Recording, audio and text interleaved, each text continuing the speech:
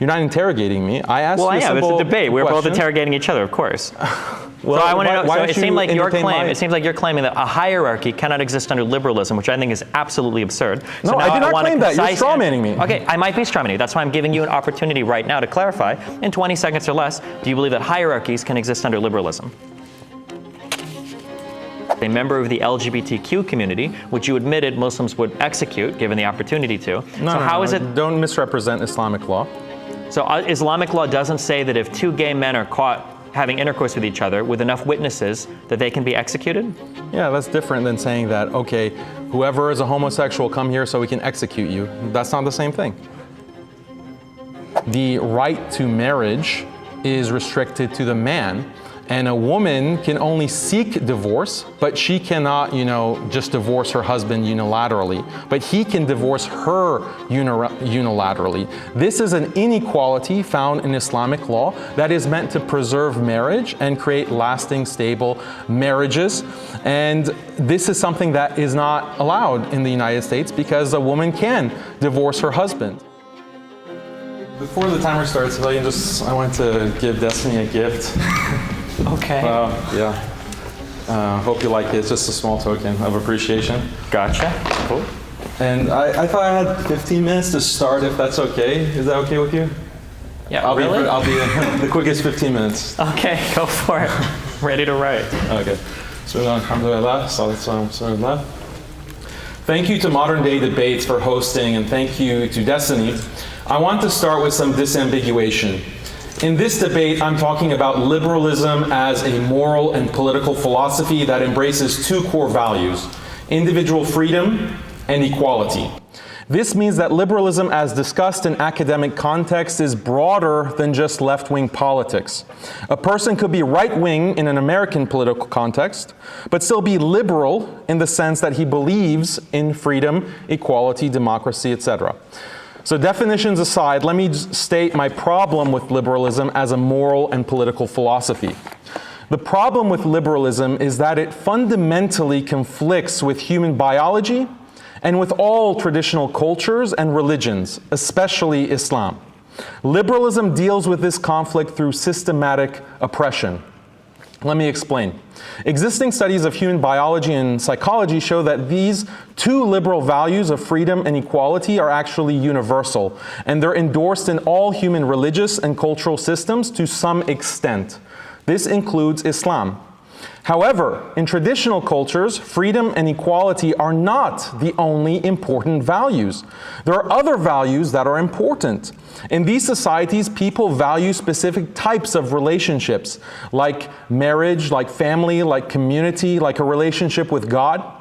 Countless studies have established that valuing these relationships is part and parcel of natural human psychology. It's inbuilt. The reality is there are certain things that humans naturally crave, that they naturally find moral value in, that they naturally need for their happiness. The problem is that human biology is such that these types of relationships that are valued by human beings, things like marriage, family, community, and religion, these types of relationships include some measure of inequality and some measure of restriction on individual freedom. One big example is marriage. Humans biologically want to pair bond. They want to form these stable, long-term relationships with the opposite sex. So they get married. But marriage is something that results in restrictions on individual freedom. For example, you have certain obligations towards your spouse, which means you sometimes have to sacrifice your personal wants in order to fulfill those obligations.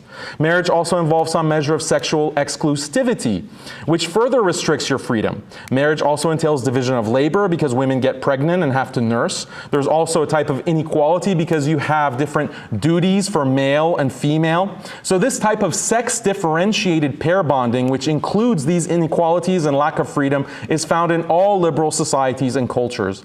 Similarly, family life and maintaining relationships with parents, children, grandparents, etc., this is something people naturally value, but again, it requires restrictions on your freedom because you have duties to your parents, to your family members. You have to take care of children when they're young, and you have to take care of your parents when they're old. told.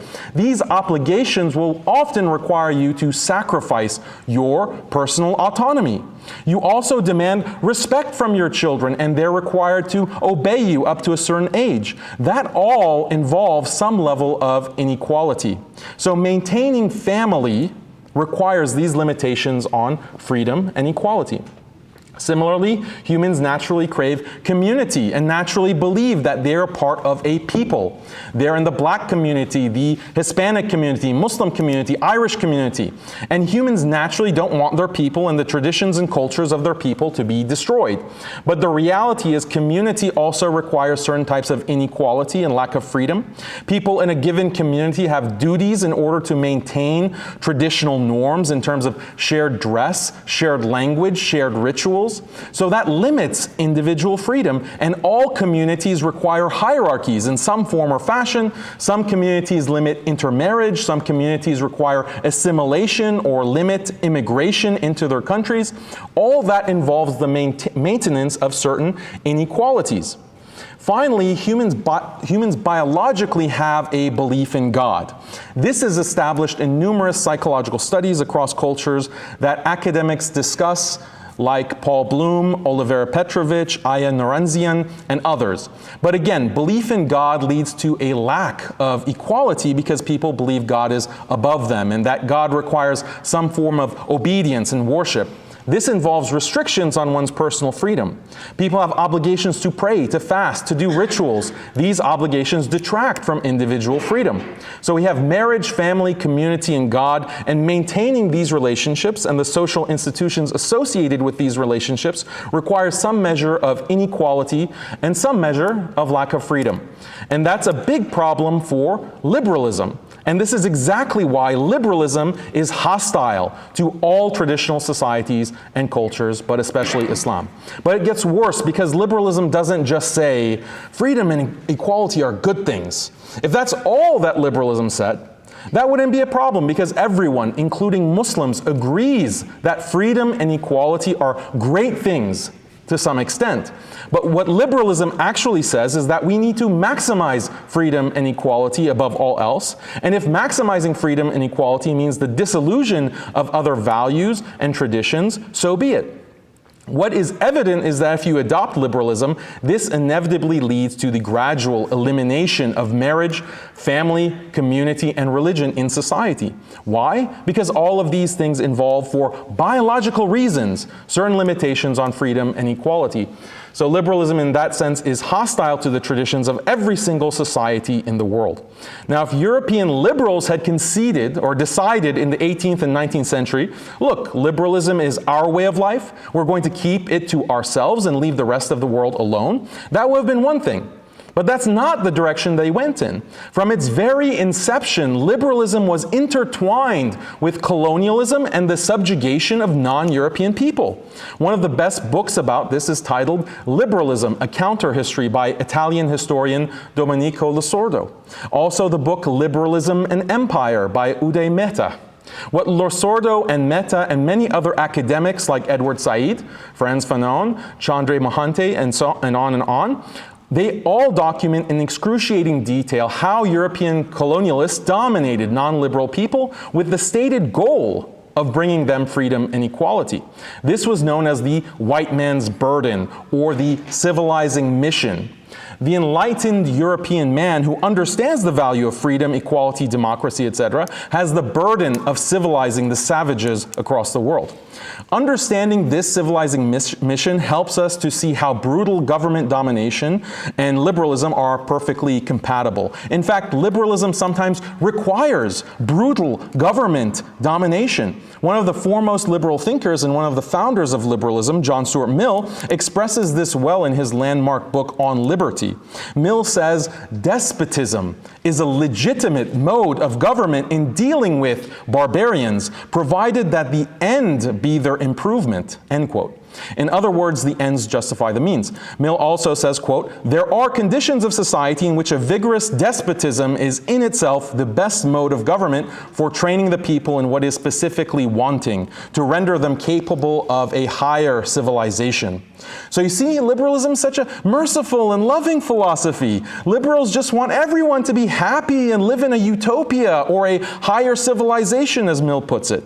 The only problem is the world is full of backwards people who don't understand the importance of maximizing freedom and equality, either because they're religious fanatics, misogynists, child abusers, homophobes, sadistic proponents of capital punishment, sadists who abuse animals with ritual slaughter, etc. In short, the world is full of people who just don't know what's good for them. So it's the job of liberals to be these saviors and bring enlightenment to the world, whether the world wants it or not. The problem is transforming people into liberals is not easy. Turns out most people around the world don't want to abandon their way of life in order to become quote-unquote civilized or developed. So to overcome this resistance, liberals have taken a number of approaches over the past 200 years. There's the hard approach of despotism, as Mill puts it, an outright war, occupation, authoritarian governance, crippling economic sanctions, genocide. Then there's the soft approach of bribes, social engineering, NGOs, reshaping indigenous institutions, media, and so on. Whether it's with the carrot or the stick, liberalism imposes its vision of progress, development, freedom, and equality onto the rest of the world, and the rest of the world better fall in line, or else. We can talk more deeply about these liberal strategies in the open discussion, but let's focus on authoritarian governance because this is the common thread of liberal oppression of Muslims from the colonial to the neo-colonial period. Liberals like John Stuart Mill and Alexis de Tocqueville immediately recognized that spreading freedom to the world would require a type of imperial rule, a type of military dictatorship, but they believed that the ends justified the means. This is why, as a matter of historical practice, liberalism has always been perfectly consistent with brutal military dictatorship. John Stuart Mill referred to it as despotism, but this is also tied to a very specific legal doctrine known as the state of exception or the state of emergency. During the colonial period, the laws were laid down by the European colonial powers, the British, French, and Dutch. They said, ordinarily, we would give people certain rights, freedoms, and protections. However, these rights don't apply when there's a threat. Whenever a society faces a big threat, like a pandemic, natural disaster, or economic collapse, the state is no longer bound by ordinary liberal laws. What the colonial powers quickly realized is that they're going to face Muslim revolt against the political and legal order they wanted to establish. So in order to respond to the threat of revolt, which is especially pronounced with respect to Muslim populations, they declared a state of emergency. This meant authoritarian rule. This authoritarian rule involved a few specific policies. One is no free speech. You're not allowed to criticize Western liberal governance or liberalism in general. You can be detained without trial on the basis of any suspicion. You can be detained indefinitely. The police and military force can use deadly force against you with no accountability. There's Destiny said like 15 minutes. We are at 12. You went 15? I'm sorry. I was wrong. Go ahead. Yeah. There's also mass surveillance. Informants infiltrate all the mosques, all the madrasas, all Muslim institutions. These colonial policies continued post-independence after World War II. Look at Tunisia, look at Egypt, look at Mali, Algeria. Most Muslim countries, they either explicitly have the state of emergency rule on the books or they make an implicit reference to it. One of the things that's characteristic of these colonial and neo-colonial regimes is that there is specific systematic torture and disappearances. This is particularly famous in the Muslim world, in the Algeria occupation from 1830 to the 1960s, and also Indonesia and so forth. In the US, after 9/11, there's been a move towards the state of emergency across the world, mainly because a global state of emergency gives the US government more license for mass surveillance, torture, targeted assassinations, maintaining military occupations, etc. Virtually every country in the world with a sizable Muslim population has adopted the US U.S. is countering violent extremism policies over the past 20 years, which, as NYU's Brennan Center notes, exclusively targets religious Muslims. After World War II, there are a large number of Muslim immigrants in the West, so they also start getting targeted with state of emergency legislation. And again, we can talk about CVE programs, the PREVENT programs, which are actively used by governments today to explicitly target Muslims who espouse non-liberal religious beliefs. So sometimes people will say that disappearances, torture, surveillance, restrictions on speech, all these things are not consistent with liberalism. But that's not true. If anyone wants to preserve a traditional form of life, they're subject to these measures. And the more they want to preserve it, the more intensely these measures are applied. And so even though all peoples have suffered from this, Muslims have suffered the most. And when Muslims try to raise objections against these problems, what do they get as a response? The response is, oh, that doesn't count as real liberalism. Liberalism doesn't involve dictatorship. But in fact, the standard mode of liberal governance for Muslims dating from the late 18th century all the way to independence and beyond has been the control from liberal elites and authoritarian rule. Now people will say, no, they're not liberal, they're dictatorships because they have this authoritarian rule, but it's not correct. They are still using the same exact liberal colonial legislation to this day. But Muslims cannot convey this because the proponents of liberalism don't recognize certain fundamental facts about human biology. They don't recognize that natural human psychology is not liberal, and the only way to prevent people who have a non-liberal psychology from living according to non-liberal traditions and values is through force, through an authoritarian system that forces them to live according to liberal standards that contradict their natural biologies. This is why liberal, colonial, and post-colonial structures have been used to dominate Muslims, to discriminate against them, and in some cases kill and displace millions of Muslims, whether in Algeria, Indonesia, Mali, or India. When Muslims say anything to raise objection against liberalism, all we get in response is, you're just a bunch of terrorists, you want to oppress women, your prophet is a warlord. Can we have a mature discussion about what liberalism actually is and how it impacts Muslims with reference to actual historical events rather than slogans and stereotypes? The reality is, to conclude, that liberalism affects us all. It's the dominant moral and political system in the world today. Muslims have been the biggest victims of this system, but you all are victims too, whether you recognize it or not. The good news is many Westerners are waking up. They recognize that they didn't sign up for this world that liberalism has created. The question is it too late? Thank you so very much, Daniel, for your opening statement. And with that, we're going to hand it over to Destiny for his opening statement. There's a lot to respond to there. I think I'd rather just hop into the back and forth. If I do my 10-minute opening statement, we just do 70 minutes of back and forth? Sounds good. Sounds good. Cool. Okay. I think it'd be interesting to go down some of the points. Some of your arguments are stronger. I notice your strongest arguments aren't really targeting anything to do with liberalism, but rather they're targeting U.S. foreign policy, which I think is totally worthy of critique. But some of the more fundamental views that you espoused earlier, I think are pretty easy to kind of pick on. So one thing that you keep hinting at a lot that maybe we can center part of the conversation around is when you say that something conflicts with biology, we have to dig into that a little bit. Do you think that how we live as a society should only be in ways that are biologically aligned? Do we attack modern medication? Do we attack modern ways of organizing society? What does that mean? What is your basis by which you say something is biological, therefore something is good? Well, I think that there are certain values and relationships that are universal. They are shared by human beings throughout history.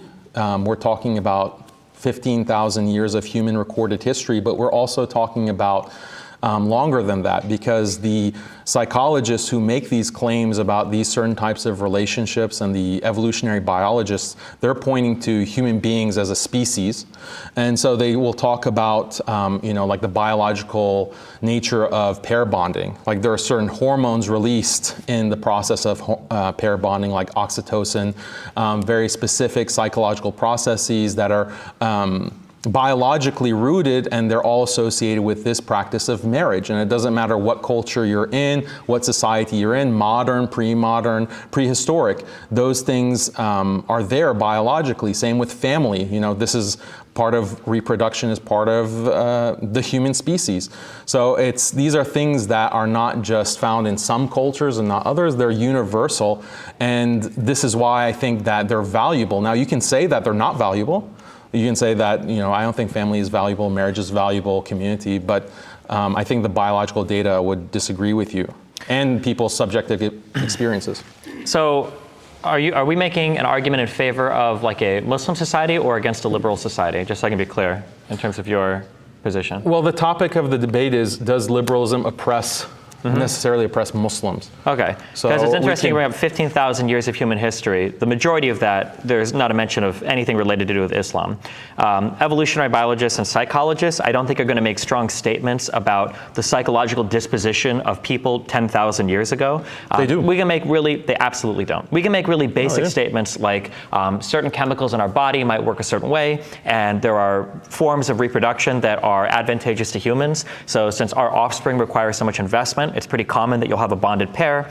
This has to do with like R series versus K series developmental strategy or reproductive strategies, but not really relevant to this because I don't see how any of that contradicts liberalism. You can have a liberal society that still values marriage and reproduction. None of these things are at ends with one another. No, I explained it in the beginning of my opening why there's a conflict.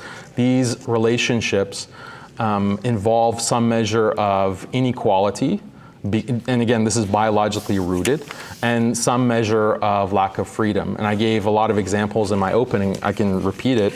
Yeah. So and then the fact that you mentioned that it doesn't seem to matter, like the biology of it, not to liberalism, but in general. I mean, these things are well attested by evolutionary biologists and psychologists, evolutionary psychologists, moral psychologists, psychologists of religion. So I mentioned a few earlier. We can talk about Joseph Heinrich, Harvard anthropologist, world expert. Read his Secret of Our Success. Read Weirdest People in the World, which is a massive tome that talks about all of the biological data, citing experiments. So there's different ways to establish these kinds of relationships when it comes to community, marriage, belief in God, and family. You can look at animal studies because certain animals are claimed to be similar enough to humans where we can point to a biological basis. If it's in some kind of evolutionary antecedent of human beings, then that's strong evidence that it's biological for human beings as well. There's childhood studies and there's all kinds of cross-cultural surveys. There's neurological studies that establish this kind of importance of these biological relations that are universal. Okay, so I agree that there are marriage type things where you have two people that are bonded and have a family, but that's a far cry from the constructing an entire civilization from there, is all I was saying originally. I want to focus on something that you just said. You keep pointing back to this elimination of all hierarchies. My understanding of liberalism isn't that we're trying to destroy or eradicate every single hierarchy. You rightfully point out that in every type of relationship, romantic, friendship, business, there's going to be some sort of inequality. There necessarily is, because one party is trying to get something from the other generally, and one party has something they can offer another generally. I don't know why liberalism necessitates the destruction of every single inequality. This sounds like an extreme form of anarchism. I don't understand where that comes from. So I can read a definition or different definitions of liberalism. Well, I don't want definitions or paragraphs. No, I can show you that. So the whole idea within Western democracy is that the only way that people can be ruled over, where you have a hierarchy and rulership, is that it's with the consent of the governed. So that is implicitly has the understanding that all people are equal. We just, for administrative purposes in these liberal democracies, have to select certain administrators, certain governors, certain rulers, a president, a prime minister. But the prime minister or the president is not really better than everyone else. It's just that everyone has consented to be governed. There's a consent that's given by the population that makes it okay for there to be these kinds of administrative positions. Otherwise, it's intolerable for a monarchy. Or look at the tradition of liberal thinkers who have criticized British monarchy. The whole idea is that the king has this kind of authority and sense of authority from God that makes him above all other normal people that he rules. And this was intolerable to the classical liberals. In a government where you have an elected leader, you're saying that all people are equal under that leader. So that I can understand, are you saying that because people are equal insofar as one vote counts for one person, that means they're necessarily equal in all other ways? Thus, liberalism, by way of a government, necessitates the elimination of all hierarchies?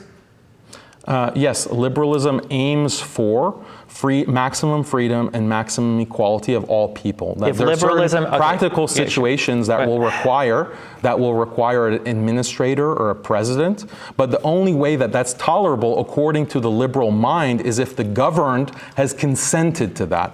Otherwise, liberalism would not tolerate any hierarchy. I agree with you that hierarchies are inevitable because it's biologically rooted in these types of relationships within marriage and family. So I completely agree with you that society cannot get rid of hierarchies, but this is different from the way that liberal thinkers, from the classical to the modern, from John Stuart Mill to John Rawls, have thought about liberalism and equality. If a parent has a daughter and a son, and they say that their love for their children are equal, does that make those two children exactly the same? It depends on what the parent means by equal. Like, let's assume it's a normal parent that has a great amount of love for both of their children. If they say that I love both my children equally, does that make both of those children exactly the same? They're equal in every. Of course not. So I submit to you that obviously, under a liberal government, just because every individual has the ability to vote, that doesn't mean that every person has the ability or needs to be seen as exactly the same. Just because you're equivalent in some ways, so for instance, having the ability to vote, doesn't make you the equivalent in every single other way. The idea that liberalism is pushing for that type of elimination of all hierarchies is absurd. When you say that liberalism is talking about maximizing the ability to be free in society, why is it that every single liberal government in the history of mankind has a system of laws and police officers that have been granted exclusive power by the state to enforce those laws? Wouldn't that be contradictory to the value of every liberal society? No, again, the police, there are these administrative roles. The thing is that liberalism aims for complete equality. And if there could be a way to prevent crime, or a way to administrate a government without actually having people in higher roles of authority, if that could be technologically possible through AI or through robots, then that is a world that the liberal mind would prefer. And that is something, I could tell you, like, look, hey, Destiny, why don't we have AI right now that can actually run an entire country? We have different kinds of technologies through surveillance or microchip technologies that can prevent all crime. And we want to plug in everyone into this system and therefore create a perfect system of equality where there are no police, there are no administrators, therefore there's no police brutality, therefore there's no government corruption. Are you in favor of this, Destiny? Or not? If you're not in favor of it, that means you're in favor of police brutality. That means you're in favor of corruption of government. So I heard you say that liberalism tries to do two things. Can you tell me if both of these are accurate? And then my next question is going to be, how are they not contradictory? So I've heard you say that liberalism aims to maximize freedom and to give you complete equality. How can both of those things be true? Maximizing freedom means maximizing ability to pursue personal wants in order to increase a person's happiness. And this is biologically defined by the classical liberal thinkers. All liberal thinkers are in this materialist tradition. So it's a utilitarian tradition. You want to maximize people's happiness by increasing their autonomy, their freedom of choice. And you want all people to have equal access to this opportunity to maximize their freedom. So liberalism aims to maximize this, but it's a gradual process, as I mentioned. It depends on different kinds of sociological and technological factors. But there's no conflict, there's no contradiction in freedom and equality. It's in the definition of liberalism. Again, I can quote Britannica, Concise Oxford Dictionary, they all define liberalism in this way, as the political and moral philosophy to maximize freedom and equality. Are they contradictory, like they don't get their own definition? Promise, right? I think that your reading of some of these definitions is a bit reductive.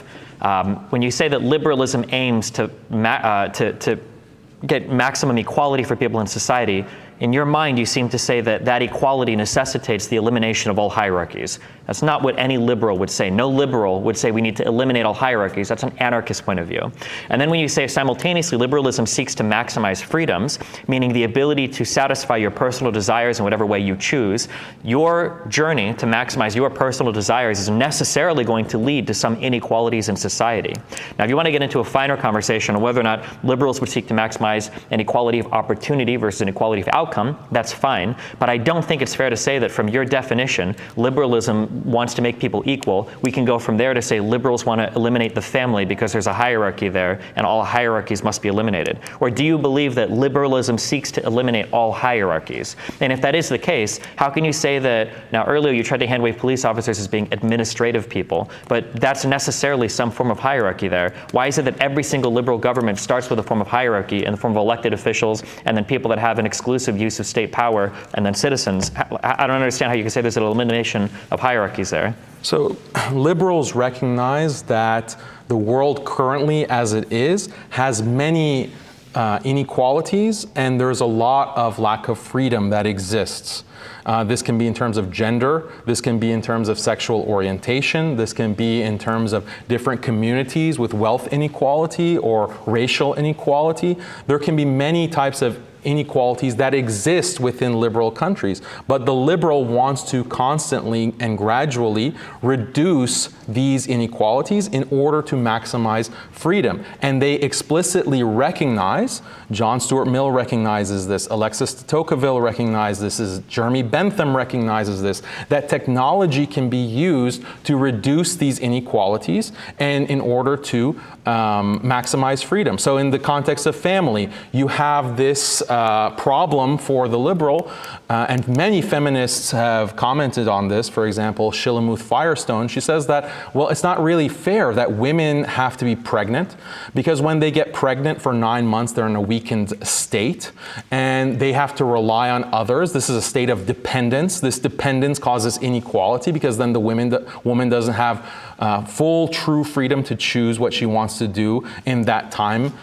So if we could somehow find a technology like an artificial womb where the task or the labor of reproduction could be outsourced through technology, then that would create a more equal situation between men and women, because now women don't have to be saddled with the labor of reproduction. The technology now actually is starting to come into fruition, and many feminists and liberals are happy about this because this creates a society where men and women can now be more equal. I mean, that's an extreme example. Any kind of technology, the washing machine, the washer and dryer, the stove, all of these technologies make the duties that women have less in terms of cooking or maintaining a household, and that creates equality between the genders and more freedom. So this is something that the liberal thinkers from 200 years ago recognized.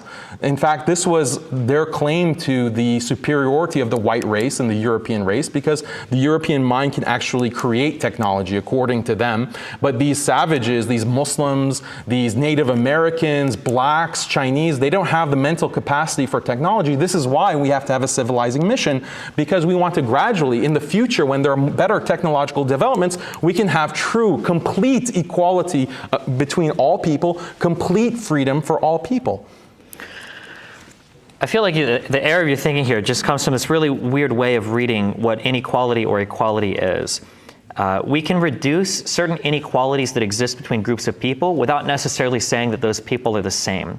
If you want to make the argument that women should have less of a burden during childbirth, I think that's probably a good thing that every single person in society would agree with. Even if you're not offloading the birthing process, we still have special medication that women take. You get an epidural when you're having a pregnancy. We have special care both before and after for women having children. I think that easing the burden of different people during different stages of life isn't necessarily a bad thing, and it doesn't make those people the same as well. I don't think there's a problem presented to liberals in a family where there's a power differential or where different people in that family have different roles. I think that what a liberal wants, though, is for people to have the opportunity to enter those roles willingly rather than to have them forced upon them by an external religion. So for instance, if there was a family where the woman was delegated to do all of the housework and the man was delegated to go and work a job to bring home money for the family, as long as both people willingly enter that relationship, I don't think any liberal should have a problem with that type of relationship, because both of them are doing it. They're both taking advantage of their liberal freedoms to enter a relationship of their own consent, and then they do that. I think the problem comes from when people see an organization like that and they think that they need to have an external force there from some, say, a religious body saying the man has to do this and the woman has to do this. I don't think the liberal seeks to eliminate all forms of these relationships that might come from religion. Instead, what they seek to eliminate is the force of those religions, that you can only have those types of relationships. So I don't know why you say that. So when I say that liberals are aiming for people to be equal, it doesn't mean that they have to be the same exact in every exact way. So I don't know what you mean by that, because I'm not claiming that equality means lack of difference. People can be different and still be equal according to the liberal conception. Just to be clear, I don't think that this is a good project, obviously. I don't think artificial wombs are a good thing. I don't think that this kind of constant advance of technology to maximize freedom and equality is a good thing, because it ends up destroying marriage, family, community, and belief in God. And these things are all attested to by countless studies, peer-reviewed studies and books, some of which I've already mentioned. But consider this thought experiment, because you think that this is a voluntary system, like liberalism offers people choices and then they can just decide what they want, how to live their lives. This is not how Muslims have experienced it, because this has not been the case for Muslims, whether we're talking about the US or the Western world or the Muslim world. There's been this imposition, colonialism, the global war on terror, all of these draconian policies that have been placed on Muslims, and we can talk about very specific examples of that. But here's a thought experiment for you. So imagine that there is this new technology where people can essentially be brains in vats. And in this brain in vat situation, people will be in constant bliss. Basically, it's just your brain, you've lost your body, but it's basically like the Matrix, except you're in constant bliss. And the proponents of this technology say that this is great technology, because now if everyone is a brain in a vat, there is not going to be any more rape. There's not going to be any more brutality. There's not going to be any more domestic abuse. No more children will be abused, because everyone's going to be protected from any kind of violence when they're these brains in vats. And this is actually mandatory. Everyone needs to be a brain in the vat, and that's justified. Why? Because we want to get rid of rape. We want to get rid of torture and crime and brutality, domestic abuse, child molestation. And would you say that this is something that you think is a good vision for the future? Like, do you think that, what would you say, would you want to actually be a part of that program? This gets into a really different type of area that I don't think this... No, I think it's very relevant. It's absolutely not relevant. Because you get into some very deep epistemic questions about existence. It's a simple question. Like, would you think that's a good thing? No, it's absolutely not. Can I appeal real quick for the moderators? Can we do 20-second back and forths? I'm okay with that. Can you do that? I need somebody to time me. Okay, here's a question that I have, okay? Do you think that hierarchies can exist under liberalism?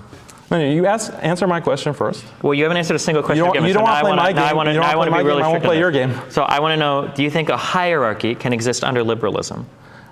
I answered that question already. I said that yes. I need to hear it in 20 seconds or less, not a referral to 15 different authors in the opening statement. This is not you're not interrogating me. I asked you a simple it's a debate. We're both question. interrogating each other, of course.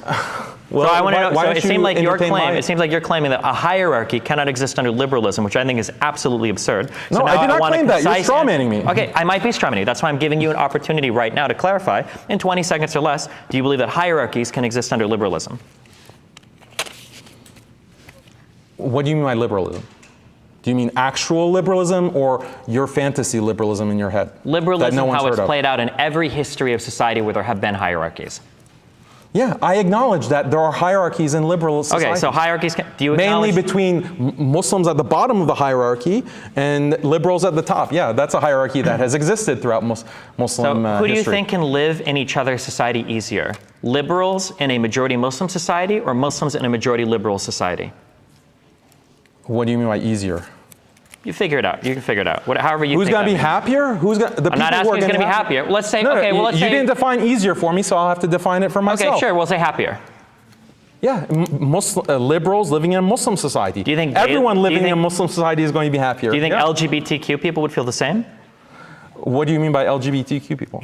Lesbian, gay, bisexual, transgender, or queer people. Do you think they would be happier living in a Muslim society or a liberal society? A Muslim society. Why? Because this is, as I said, Islam is preserving marriage, family, community, belief in God. These are things that are biologically rooted. LGBT, we can talk about whether that's biologically rooted or not, but the basis for these four things I mentioned, they're universal. They've been seen This has nothing to do with my question, right? Yes, no, it does, because human beings, there's an objective answer to what makes human beings happier. What makes them psychologically happier do you think is correlated to these four relationships. So if they're in a society that preserves these four kinds of relationships and institutions, they're going to be, by definition, happier. Do you think a Muslim society would seek to eliminate LGBTQ people? So Islamic law has prohibited same-sex behavior. And also has rules for killing gay people if they're caught by enough witnesses, yeah? Yes, absolutely. I've discussed this many times, as do other religions, as do all traditional Well, I'm not cultures arguing and for other societies. religions. I'm arguing in favor of liberalism right now. No, because you're trying to present this case of liberalism versus Islam, and I'm trying to reframe it in the proper context Well, of you're liberalism versus all societies, all religions, and all cultures. Okay, we can do that. We can do that as well. But do you think that I'm going to defend another religion that would try to kill gay people? Do you think that would be an argument that I would take? This debate is not about you defending Islam. I'm not trying to defend Islam. I'm attacking it right now. You should try to defend liberalism when I've pointed out that liberalism has these kinds of major harms. You've had no real response to that. I am absolutely. You're just asking these bizarre questions, and you're not answering my questions. To be clear, I asked a lot of your answered a lot of your questions. To be clear, let me ask a question. Well, hold on. I haven't asked a single bizarre question. I think my questions are very fair. You're interrogating me. You're interrogating me. Can you give me an example of one question that I've asked so far that's been bizarre? Asking me whether hierarchy can exist in a liberal system. Okay. After I explained it 10 different times. Do you think it might be fair that when you tell me that families can't, did you not say that families can't really exist under liberalism? I said that liberalism gradually erodes family over time, and this is a statistical fact is that because of the documented by sociologists, by anthropologists. Read Joseph Heinrich. Is that because I'm not talking to Joseph Heinrich? I'm talking to you. Well, okay? I'm citing authorities that are You're not citing anything. You're field. giving me a name. I want an argument. Okay. So if you've read a good argument by him, then give me that argument. I don't need you to cite the author. Families are eroded. Families are eroded by liberalism. Yes, that answers your question. So no, that doesn't. The question was, can families exist under liberalism? Yes, they do right now. We have families, don't we? Great, that's good. But okay. Unfortunately, they're whittling down from nuclear families to single-parent households to people who don't want to even get married, people who don't want to even have children. That's the reality. The statistics, if you look at Pew polls, if you look at the demographics, people don't want to get married. They don't want families. Sure. Now, that didn't exist in the past. This is a directionality to these trends in liberal societies. Sure, but these trends may or may not have existed predating any modern Abrahamic religion we have, or anything that is... No, they do, because they're evolutionary according to evolutionary biologists. Yeah, I'm not an evolutionist, but I presume that you are. The evolutionary biologists are confirming this historic reality. You can dig up the bones and see, the families in their huts because of some kind of volcano that buried them under it. And you can see the families from thousands and thousands of years ago, prior to prehistory. So we've agreed that families and hierarchies can indeed exist under liberalism. I'm good, we agree there. You don't have any disagreements. Okay. But that's not what liberalism aspires to. Liberalism is corrosive to families and marriages and communities. You know how many communities have gone extinct due to 200 years of liberal power and colonialism? Okay, so we both agree that hierarchies and families can exist under liberalism. My earlier question, you didn't really answer satisfactorily. I asked earlier, do you think a liberal can live easier in a Muslim society, or Muslim can live easier in a liberal society? Now, you seem to say that a liberal could live easier in a Muslim society, but when I test the borders of the more extreme liberal views, it seems like these people wouldn't actually be able to live in a Muslim society. So one of the examples that I gave was a member of the LGBTQ community, which you admitted Muslims would execute given the opportunity to. Don't misrepresent Islamic law. So Islamic law doesn't say that if two gay men are caught having intercourse with each other with enough witnesses that they can be executed? Yeah, that's different than saying that, okay, whoever is a homosexual, come here so we can execute you. That's not the same thing. Okay, I'll restate that a tad more charitably. So it's not a guarantee that you'll get executed if you're gay. It's just a decent chance if you get caught doing it, right? So how can you say that an LGBTQ person would have an easier time living in a Muslim society than in a liberal society. Okay, so let's just, for the sake of this kind of line of argument that you want to keep repeating, okay, there are these LGBTQ people. Let's say that this is natural, even though all the scientific research has established that there is no natural basis. There's no natural basis to this from nature. This was recently there are published. gay animals too. But go ahead. This was recently published that it's primarily environmentally factors. Yes, there's a Nature article. There's a Nature article that says gay animals don't appear. No, this is about finding the genetic basis of homosexuality. I will bet you $25 friendly that there is no Nature article that says we've confirmed there is or is not a genetic basis for a sexual orientation. You are absolutely out of, there's no chance. Okay, well, someone can look it up right now in Nature. I don't have it right here in front of me right now, but they established that 30% they can associate 30 possible genes that might be associated with homosexual this sounds orientation. Closer to truth. Okay. 30%. What that means is that 30% who have this mix of genetics, only 30% of those who have this mix of genetics actually express homosexual desire. 70% who have the exact same genetics do not express this. So they determined on the basis of this 30-70% split that it's more of an environmental factor that causes homosexual behavior. And this is very obvious when you look at other studies and when you look at human history. But I'm conceding your entire point. I'm conceding that it's biological. Well, you're not. You're caveating a lot at the beginning with a poor understanding of biology. For the sake of argument, let's say it's biological. Okay. Well, guess what? Marriage is also something biological. The desire to pair bond is biological. That is. The desire to form families is biological. It's associated with hormones like oxytocin.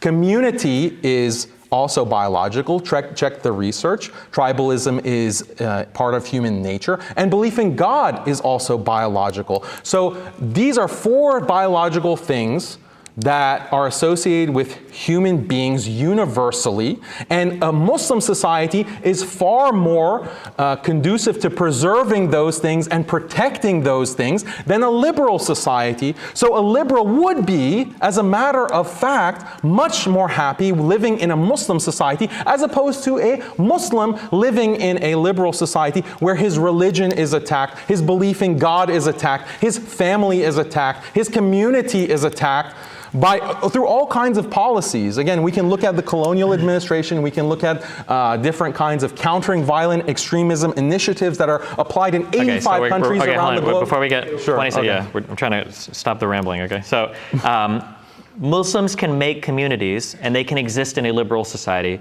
insofar as they don't violate the laws of that liberal society. But it seems that it would be much harder for a liberal to live in a more strictly run Muslim society, because a lot of the laws of the Muslim society are going to be far more personal reaching in terms of dictating how you live your life. To circle all the way back to the gay person that we seem very reluctant to address, it seems to me that that gay person would probably have an easier time in a liberal society than in a Muslim society. And it also seems in general that Muslims can probably live in liberal societies far easier than very liberal people can live in Muslim societies. I don't think that's very controversial to say. I mean, all you say is it seems this, it seems that. I've given you references and an argument for why that's not the case. Well, if we want to give references, you're in the history. If you know more about the Earth, because you probably do. So I'll ask you honestly: if I were to go to the most extremely liberal countries in the world, like say the United States, could I find thriving Muslim communities there? And then if I were to go to the most extreme Muslim communities in the world, would I find thriving liberal societies there? What do you think would the answer to that question? What do you define? You keep defining this or using this term liberal, because Muslims can be liberal, Christians can be liberal. And you haven't set a standard for what actually achieves happiness. I tried to ask you a question about it, you didn't answer. You haven't defined what liberalism is, you've just questioned my definition. So you're asking these questions that I can't possibly answer. I've explained why a liberal and Muslim society is going to be happier than vice versa. I can talk about the policies within liberal countries against Muslims. I've been talking about how, let's talk about a historical example, Algeria. Do you think Muslims in Algeria were really happy when they're under this native code that the French had placed on all Algerians and Africans going all the way to Senegal, where you had a French administrator who had tried to be sleeping at night, but the frogs in the local pond were too loud, so Algerians were forced to go and pat the surface of the pond to quiet the frogs so they don't make noise for this French administrator who wants to sleep. And this is French. Have you heard of liberté, égalité, fraternité?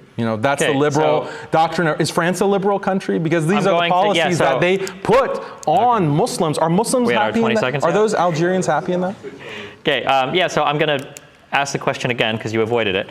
So I'm going to say, do you think that there are more thriving Muslim societies in extremely liberal countries like the United States, or we can say France, or we can say England, or we can say any other country you want in the Western world, or do you think that there are more thriving liberal societies and more fundamentalist or extreme Muslim countries? So in these liberal societies, Muslims are under all kinds of restrictions, and the Muslim community is not thriving. The Muslim community is being eroded away, because of these kinds of secular policies. In terms of Muslim societies, Muslims have been able to accommodate many different religion and cultures. This is why Islam is the most culturally diverse, ethnically diverse religion, because we can accommodate all of these different kinds of cultures and different ways of life, and even belief systems.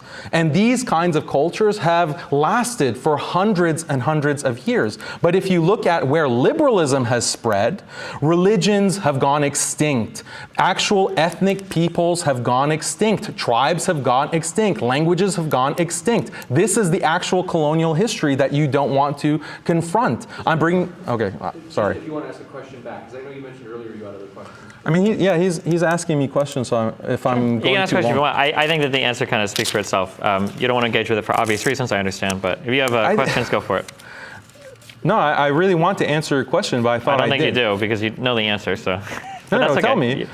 The question was. You think that liberals are just I'll answer the question for you. LGBT people? Obviously, in a more liberal country, there are other religions that can exist within that liberal country so long as religious freedoms are afforded to people, which seems to be the case in the majority of the Western world.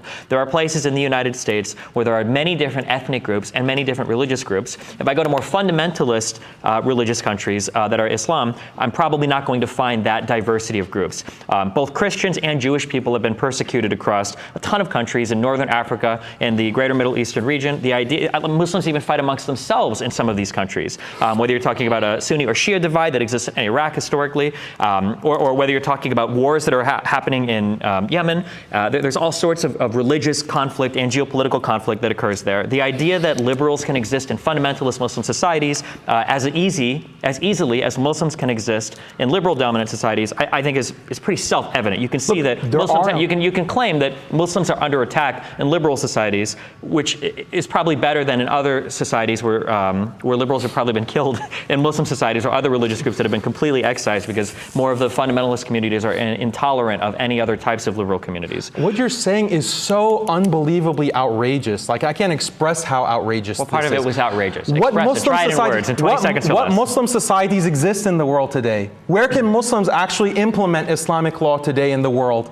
And if they can't, why not? In countries in Northern Africa or in the Middle East? No, in Northern Africa, where are you allowed to apply Sharia, Islamic law? Where? Sharia law can exist in any country. What do you mean? Yeah, it can exist theoretically, yeah, but where does it exist in the world today? In any Muslim community, it should exist. No, this is where you're fundamentally mistaken. It's not allowed to exist because of a liberal world order. What does Sharia law mean to you? Listen to this example. Well, no, I don't want to example. I want you to tell me. What does Sharia law mean Islamic to you? law. What does that mean? Islamic law. Okay, I'll get into a debate on Islam without knowing what Islamic law means? I will get, well, maybe you'll correct me then if I'm wrong. So I'll give you my understanding of Sharia law. You can tell me if I'm right or wrong. So a Sharia law in a Muslim community might mean that there are a special sect of punishments or behaviors that are enforced among that community that exist independent of any sort of national legal system. Do you agree with that? No. Okay, then Islamic you tell me what Sharia law is. Islamic law requires a governmental authority for all these punishments that you're talking about regarding gays, regarding I as a Muslim, according to the strictest interpretation of Sharia law, I can't go and just kill someone because they're violating Islamic law. So you're telling me that in Islamic communities, there is absolutely no form of penance or punishment that can exist that isn't delivered by a government? No. I mean, no. It Careful. depends. Criminal punishment? Not talking about just criminal. If, there, So like are you if your telling me child that- disobeys you, are you allowed to come in telling me that time there out? is- Yeah, that kind of punishment There exists. is no form of religious discipline in Islam that can't be carried out without a government oversight. According to Islam, or the reality right now? The reality world? in Muslim communities across the world. The reality in communities, Muslim communities across the world, they are under a liberal system, whether it's a liberal government in charge, like in Egypt with Abdul Fattah Sisi, or Saudi Arabia with Mohammed bin Salman, liberals, or any other Muslim country.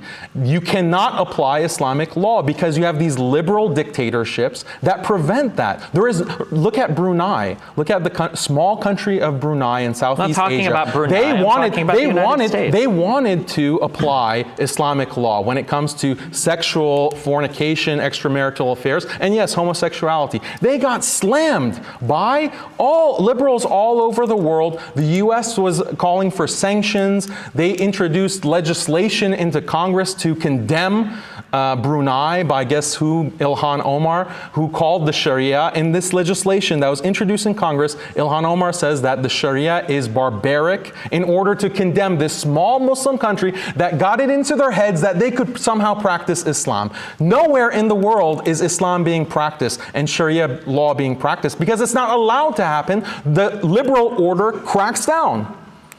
So I agree that there are liberal governments that protect fundamental or basic freedoms that your religion might seek to infringe upon. I would consider that a positive. But I do believe that there are forms of Sharia or other types of religious laws, like Catholics, that can be enforced in countries that don't require you to kill people or execute people or do other things.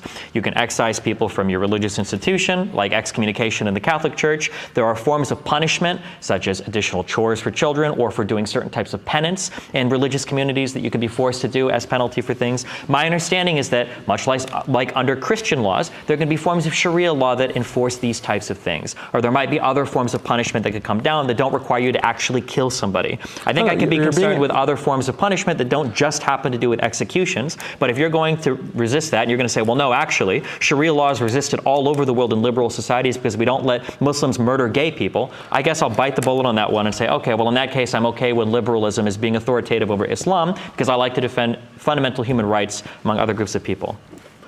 So, I mean, I'm sorry to say this, Destiny, but you're reducing Sharia and all of Islam to killing gays. I mean, this is really a reductive attitude, and I don't know if it's because you're ignorant of Islamic law, but Islamic law encompasses all areas of life. It encompasses theology. It encompasses like relationships between your neighbors, your family, your spouse. But which of those are prohibited under liberalism? Yes, this is what I'm getting to. This is what I'm getting to.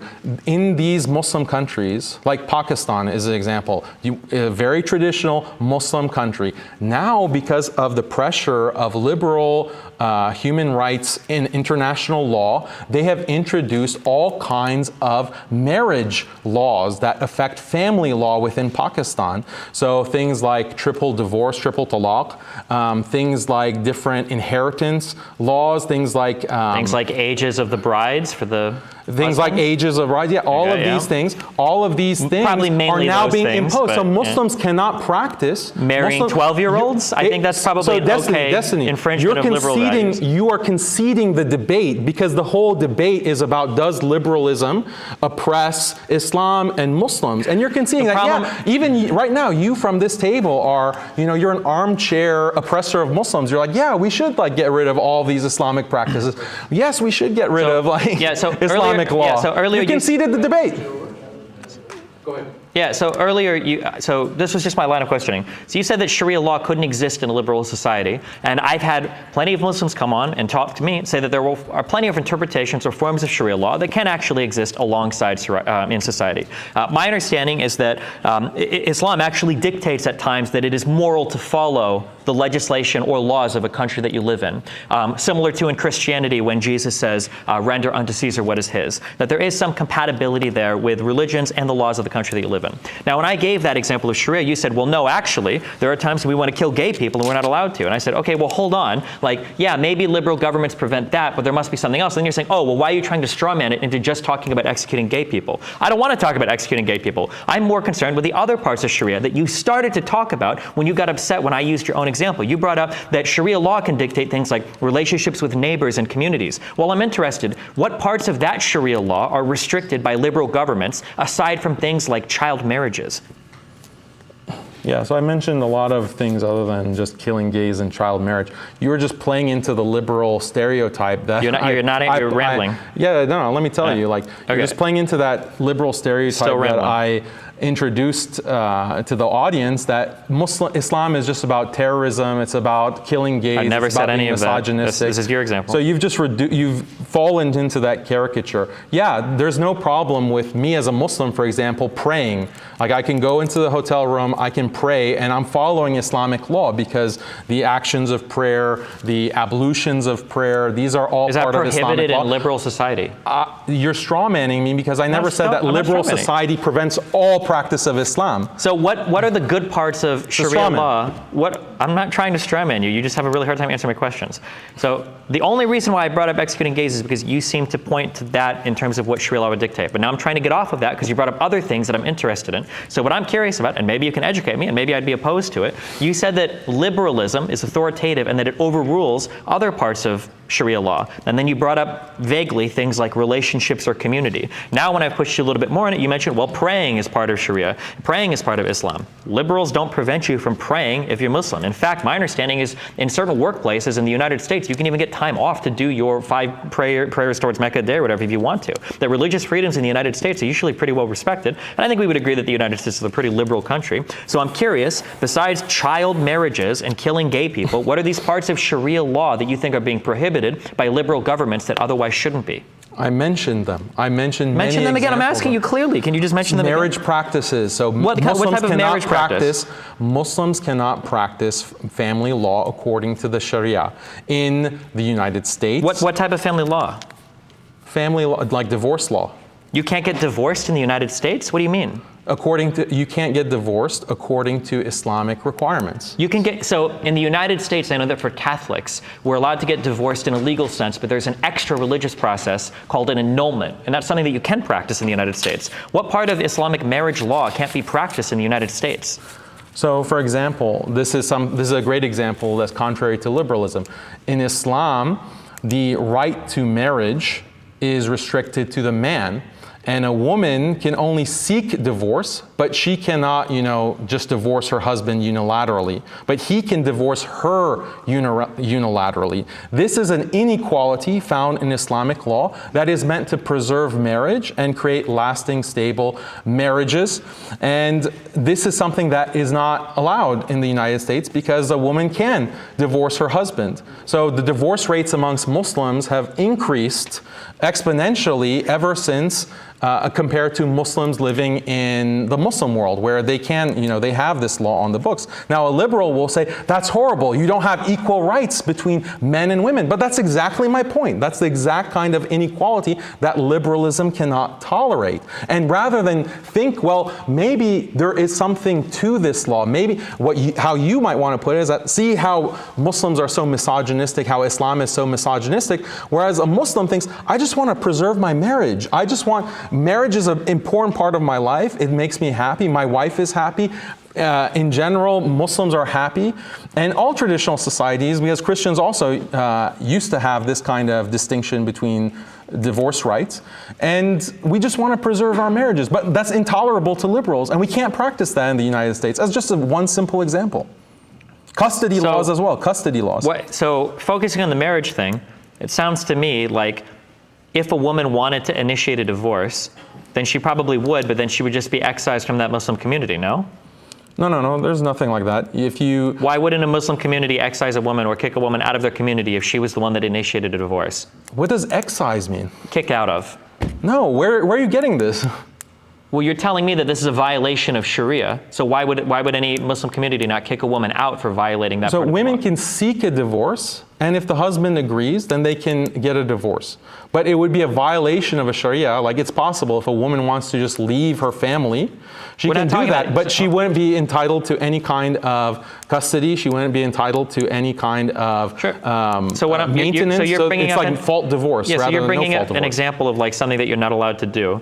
But it seems like you could do that, but you could just kick that person out of your community.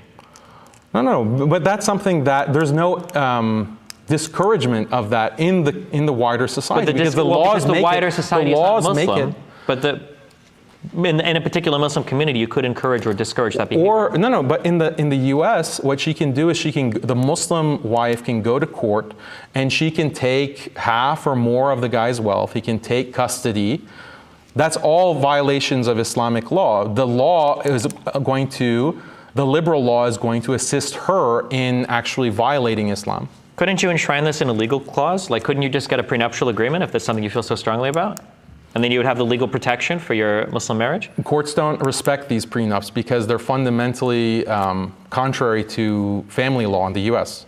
So you can't actually have these kinds of, or it's very easy to get out of those kinds of prenups, because she can claim that, oh, he coerced me, or the family like pressured me to sign this prenup, and so it never holds up in court, actually. So if you get legal representation on both sides for a prenuptial agreement, it will hold up. This is how these things are negotiated commonly. This is why prenuptial agreements exist. If you're telling me that every prenuptial agreement could be challenged or thrown out, then there would be no prenuptial agreements. I'm in the Muslim community, so it's different from just a prenuptial agreement in other communities. In the Muslim community, and maybe this is also part of the liberal oppression of Muslims, these kinds of prenuptial agreements do not work. And I am friends with many imams who counsel these types of marriages to prevent that kind of messy breakup.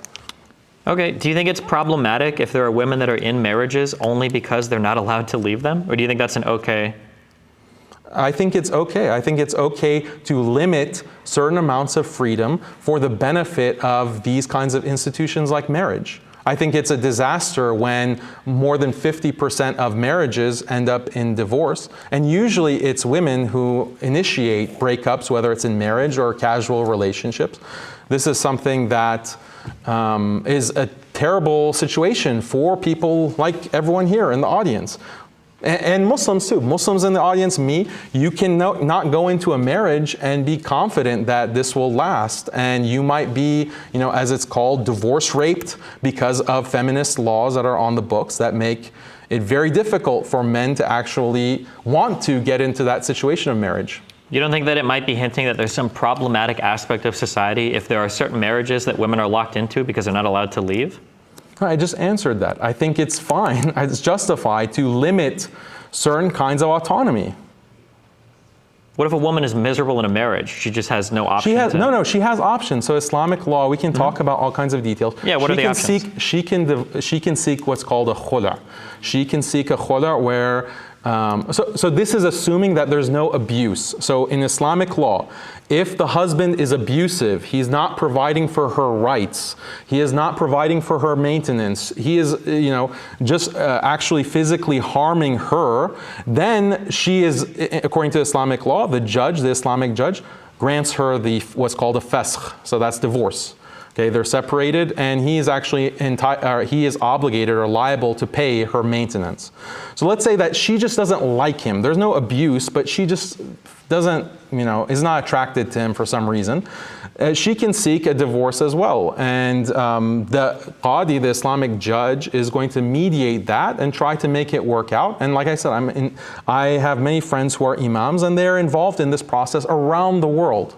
Wait, so it's this a very process good you're describing, system. how is this so much more different than a normal divorce in a Because liberal when there's society? no option, when the option is not there, okay, that you can just on a whim say, I'm tired of this, I divorce you, and face no consequences because it's a no-fault divorce system, then that almost incentivizes people to leave their marriages. And you're constantly blasting images how are you of incentivized? single life being great and just explore your sexuality. You have these websites that will help you cheat, and they have like millions of subscribers. Okay, this is where on a tangent. So it sounds like then that there are similar processes then. You're telling me that if a woman really wants out of a marriage in Islam, then she can leave the marriage if she's just not happy. then it sounds like we're not really that far away then from a liberal's understanding of marriage then. We it can is complain different about like because it's not societal equal- pressures or something. It's not but- equal right. The woman does not have equal right to just pronounce divorce. Okay, let's go to another example. Like Muslims, they have to put their children, in many European liberal countries, they have to put their children within public schools. They cannot homeschool, and there are no Islamic schools. They're all outlawed. So we're talking about countries like Germany, for example. Muslims can't raise their own children according to Islam. They have to put their kids. I mean, I was just talking to a Muslim mother in Germany. She's like, should I put my kid in the Christianity elective or the atheism elective? Because those are the only two options in the public school. What should I do? Like these are the kinds of realities that Muslims are living, not this kind of abstract stuff that you want to talk about. What is it, the atheism elective? What does that mean?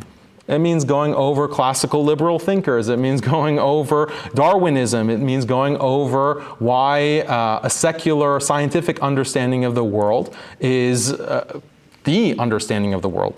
Okay, I agree. I think that there are some cases in which liberalism supersedes some forms of Islamic tradition. It seems like you would still be able to practice some of this at home, but obviously some of this would be inescapable. But most of the inescapable parts, I think, are things where I think we've advanced society far along enough that we probably, I would disagree with a lot of the Muslim tradition here. But but look at France, for example. Muslims in France have to, like the imams of the mosques, have to sign a loyalty agreement that they will prioritize French law above Islamic law. Not even in practice, but just in their loyalty. So they have to sign this loyalty oath to France. There was an imam in France. He just mentioned, like he recited a verse of the Quran, but this was seen as an extreme verse according to the liberal authorities in France, and he was deported. You have all these kinds of restrictions on Muslims as minorities, and this is just a continuation of colonial policies that have dominated Muslims. I think you just conceded that this is something that's happening. Muslims are oppressed. Islam does have to be attenuated within liberal societies. Okay. Do you have questions for me, or what do you want to? Well, I am curious about that thought experiment because, would you go for being a brain in the vat if it meant like constant pleasure? Or you can think of Brave New World, like Soma, like you take a drug and you just experience constant pleasure through the dopamine that's released through that pharmaceutical. Like, is that something that you think people should do? The challenging part about that thought experiment is that you don't know if you're a brain in a vat right now.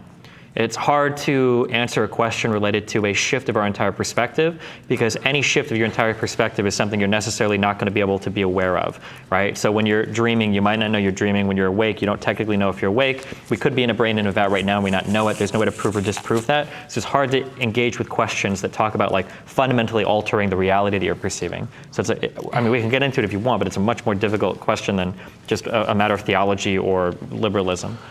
Sure. So I'm not talking about like the classical philosophical question of are we brains in vats. Just imagine, just forget about the brain in the vat expression. Just imagine like there's a kind of pill that you take, and you take it and then you experience just constant bliss. And you're just hooked up to, whatever like virtual reality machine, like Meta machine, Oculus Rift or whatever, and you just live in this constant state of bliss and experience no pain. And this is mandated. Let's say the government mandates this. Everyone has to be plugged into this. Why? Because we want to reduce the killing of gays or child abuse or domestic violence or rape. And they mandate this. Like, what would you say in response? And the government really kicks it up a notch because they're not only mandating it, they are smearing all people who refuse, like the anti-Soma crowd. They tarnish them as being pro-rape and being pro-killing of gays and being marrying 12-year-olds and pro-child rape. What would you say, like, to that government policy? Because doesn't that remind you of kind of what you're doing in this debate? No. Okay, so I'm going to ramble for a second. So what you're bringing up is a really well-known philosophical thought experiment. It's called the experience machine. So the question is typically posed as, if somebody could put you in a machine and then you weren't aware that you were in a machine, but it gave you the perfect blissful reality, would you take it? Technically, if you're logically committed to being a consistent person that's answering questions in a reasonable way, your answer should always be yes, because once you're in the machine, you're not going to be aware that you're in the machine. Now, people intuitively will reject that conclusion because they'll say, well, hold on, I know that it's not real. But the reality is that once you're in the machine, you won't know that it's real or not. And right now, you don't know if what you're experiencing is real or not. So for instance, if I were to offer you a pill and I were to say, actually, you're already trapped in a liberal society, but I can give you a pill to enter a machine. And what that machine is going to do is it's going to wake you up. Now, it's going to be a society full of misery and war and post-apocalyptic robots running everywhere, killing everybody, but it will be the real world and you have a chance to build something new. Would you take that pill or not? The problem is you don't know if I'm about to insert you into another dream or if I'm about to wake you up from the experience you're already dreaming about. So there's a lot to think about in terms of this question, but it gets into some very heavy, like, epistemic theories of truth. How do we figure out what is real or not? How do we figure out if our conscious experience is objective and grounded or subjective or not? I understand your desire to use this question to explore liberal versus a theological foundation for the world, but it's a very deep and heavy question. It's hard to just answer yes or no. It's not that deep. I will say that if there's a government that the government has done something, is the government right in smearing people who refuse to take this option as pro-rape? If the option had to do with enforcing or embracing a society where we respect the civil liberties and values of people that are different than us, I would say that a government can enforce that. But if you're talking about putting people to sleep in a matrix and then doing it that way, I'd say the government probably doesn't have a right to do that. That's too much control of your life. Why? Because it's maximizing people's freedom. There's no more police brutality. There's no more racism. There's no more homophobia. The government doesn't seek to maximize every individual's freedom. It seeks to protect the freedoms of other people. You're pro-homophobia then? I never said I was pro-homophobia. Are you pro-rape? Because this is a perfect solution. This is a perfect solution. So, just like we can dissolve families, so there's no more parental abuse. The best solution to all crime is to nuke every single country on the planet, because when no humans are left, no crime is left. It's an absurd question. No. That's an absurd question. So if you tell me if you find a way to disable every human being, you can also get rid of crime, sure, but there's going to be trade-offs there that we're not willing to accept. There's plenty of ways that we can ensure ourselves have 100% security, but we're not willing to trade off the freedom that we get for it. For instance, if I were to get strip searched every single time I entered every single building, there'd probably be no shootings inside buildings, but that's not part of our freedom that we're willing to sacrifice in exchange for that level of safety or comfort. Much the same, if there are ways to get rid of homophobia and whatnot in society, we would probably embrace those ways, but not to the point where we say everybody has to go to sleep in the matrix in order to prevent crime. Why not? This is why I'm trying to pull out of you. Why not? Because you said earlier that a liberal society is one that seeks to maximize your autonomy and freedom, and nothing is less autonomous and more restricting of freedom than the government forcing you in a machine where you lack all autonomy. No, you do. You can have whatever you want in this virtual reality. Virtual reality is not reality. That's why it's virtual reality. No, we're imagining future technology. An imagination is not the same as reality. We're in this thought experiment. You know what a thought experiment is, right? There is a future technology that will allow you to fully live out your fantasies. And it will be a complete, blissful state that you're existing in. But you know before entering it that it's not real. The government can't force you to do that. It's the ultimate sacrifice of your autonomy. It sounds like you're fetishizing reality. Are you not fetishizing reality? Well, a Muslim does care about reality. That's why a Muslim has a principled basis to say, no, this is a terrible thing to do. Even though it maximizes freedom, it maximizes equality. It doesn't maximize freedom. Even though it maximizes freedom and equality, it's still not good. Why? Because there's no more marriage. There's no more belief in God. There's no more family to actually experience and community to actually experience. So a Muslim has a principled basis for saying no. A liberal doesn't, otherwise saying, well, reality is good, but that contradicts everything that you're saying before. If I lock somebody in a padded cell and I tell them they can do whatever they want for the rest of their life in that padded cell, I wouldn't say that I've maximized their freedom. That's not the same situation that I mentioned. I'd say that I've maximized their freedom within the padded cell. If you're talking about locking somebody up inside of a virtual reality machine and you're saying, well, look, you've got maximum freedom, you have maximum freedom insofar as you're restricted to that virtual reality machine. It's not the same thing. So what is the benefit of freedom?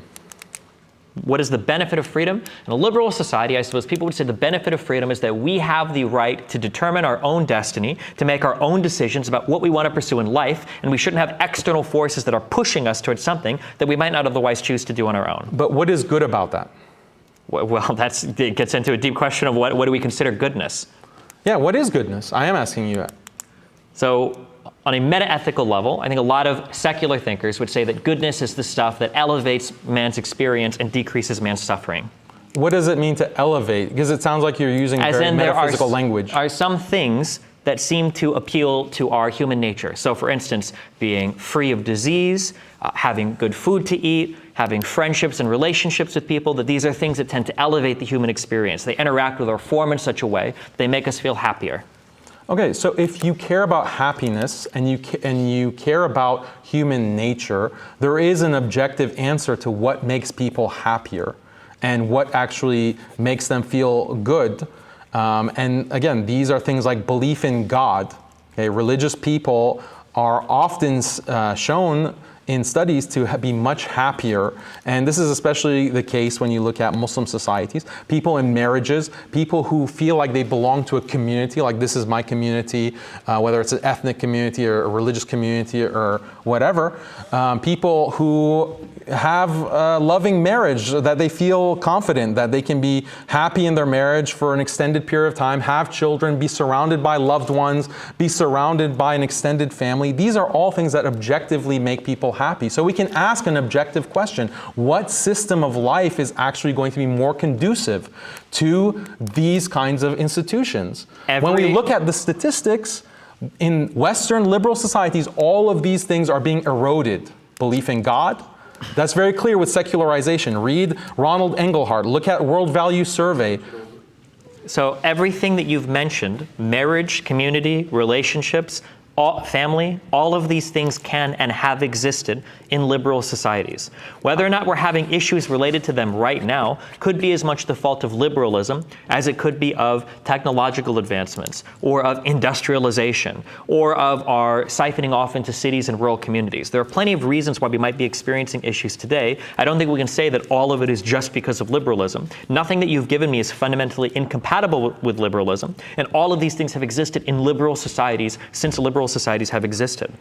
Well, again, I'm talking about directionality. What is the direction? What are the trends in liberal societies? Globally, we can see this globally. Even Muslim societies, again, they're ruled by liberal elites, and they are liberalizing too, unfortunately. So you can see increasing secularization, loss of marriage, family, community. Technological advancement, you're saying that this could be a cause of these issues. There is a lot of research that speaks against that. And look at China, for example. China has been experiencing this kind of economic growth, but they are going the opposite direction of liberal states. They're actually becoming more nationalistic.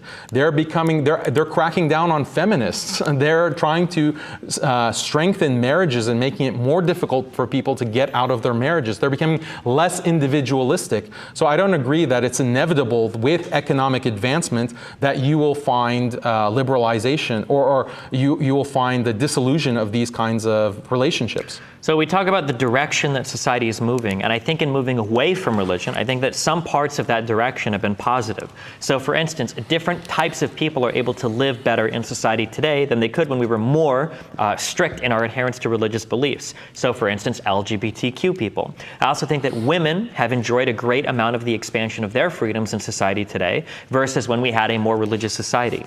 You keep pointing to the fact that directionally we seem to be moving more liberal, and you're pointing out that even in Muslim majority areas that seems to be the case. If that is the case, isn't that a stronger argument that humans have a tendency for more autonomy, for more freedom, to live more liberal lives, when you see every single country in the world that trends more and more in this direction, and even Islamic communities aren't able to resist that push?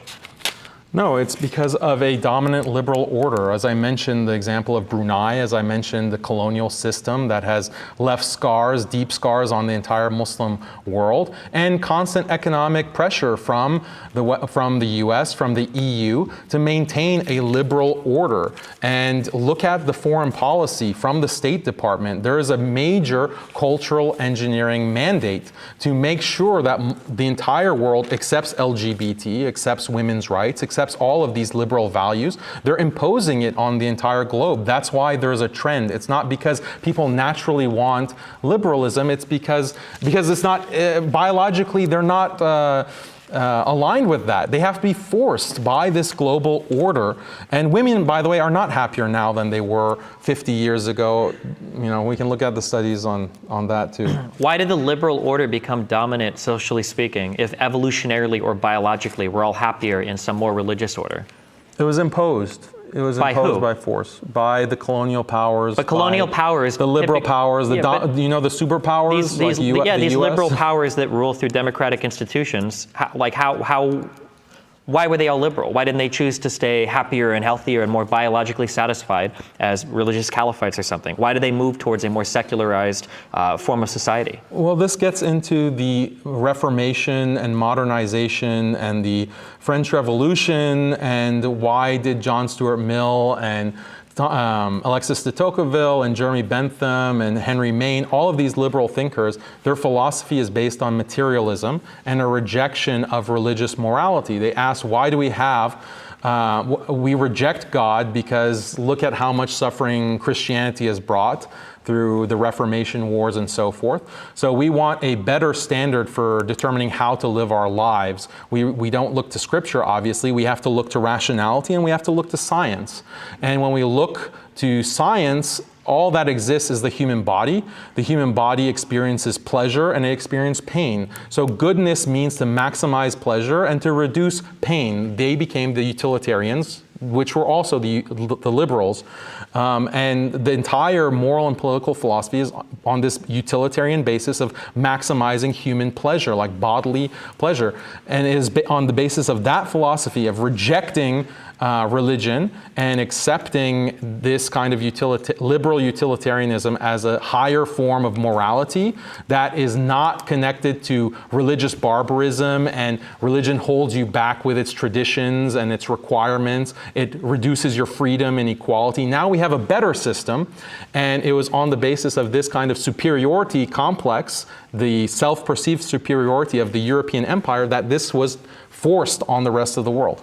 So philosophers don't make laws. Philosophers don't construct countries.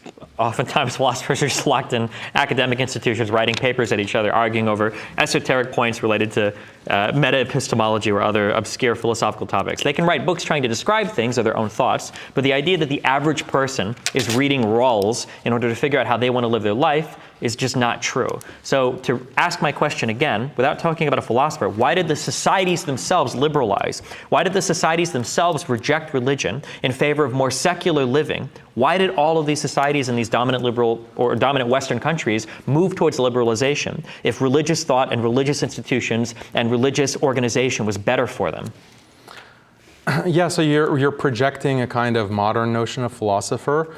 The liberal thinkers were actually government officials. John Stuart Mill was a colonial administrator of the British colonial empire in the subcontinent. Alexis de Tocqueville was a government official, and he was one of these primary liberal thinkers. Same with Jeremy Bentham. He had a very high position in the British government. John Stuart Mill's father, also was very high in the British government. So they were philosophers and they were government officials.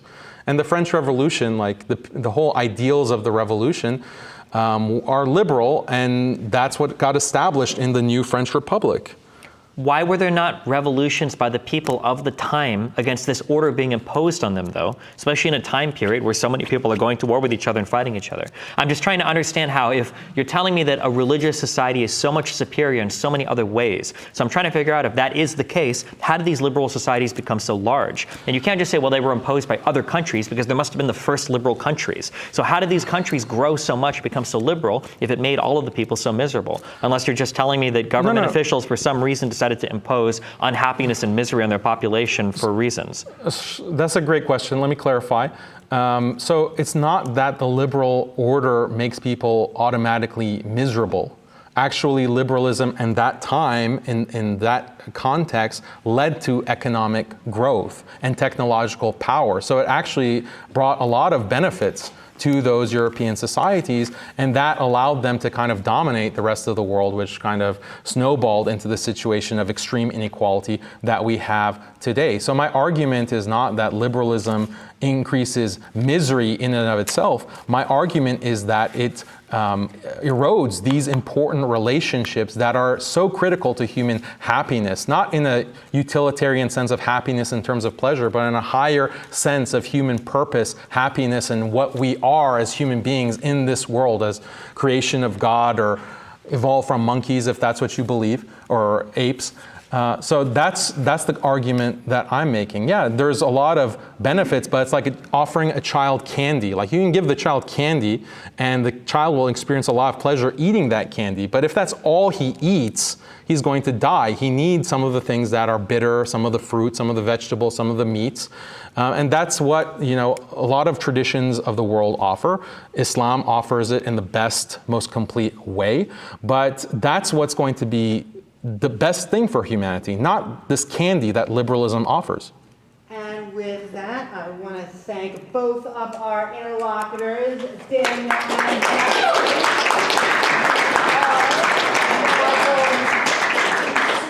into the Q&A, so if you have a question for one or either of our interlocutors, I'm going to ask you to please form a single file line now in the center, and all I ask is that a question ends with a question mark. Okay. So, so you brought up a really great point.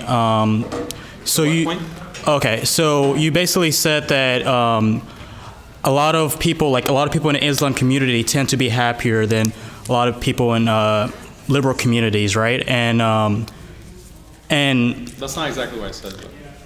Okay, well, can you? Because Muslims are suffering because of this colonial system, because of the dominant liberal order, and there's extreme wealth gap between Muslims in the world today and liberal countries. So liberal countries are much happier today because of higher GDP per capita, but it's because of a global structural inequality that has been created by liberalism. Okay. Well, I guess.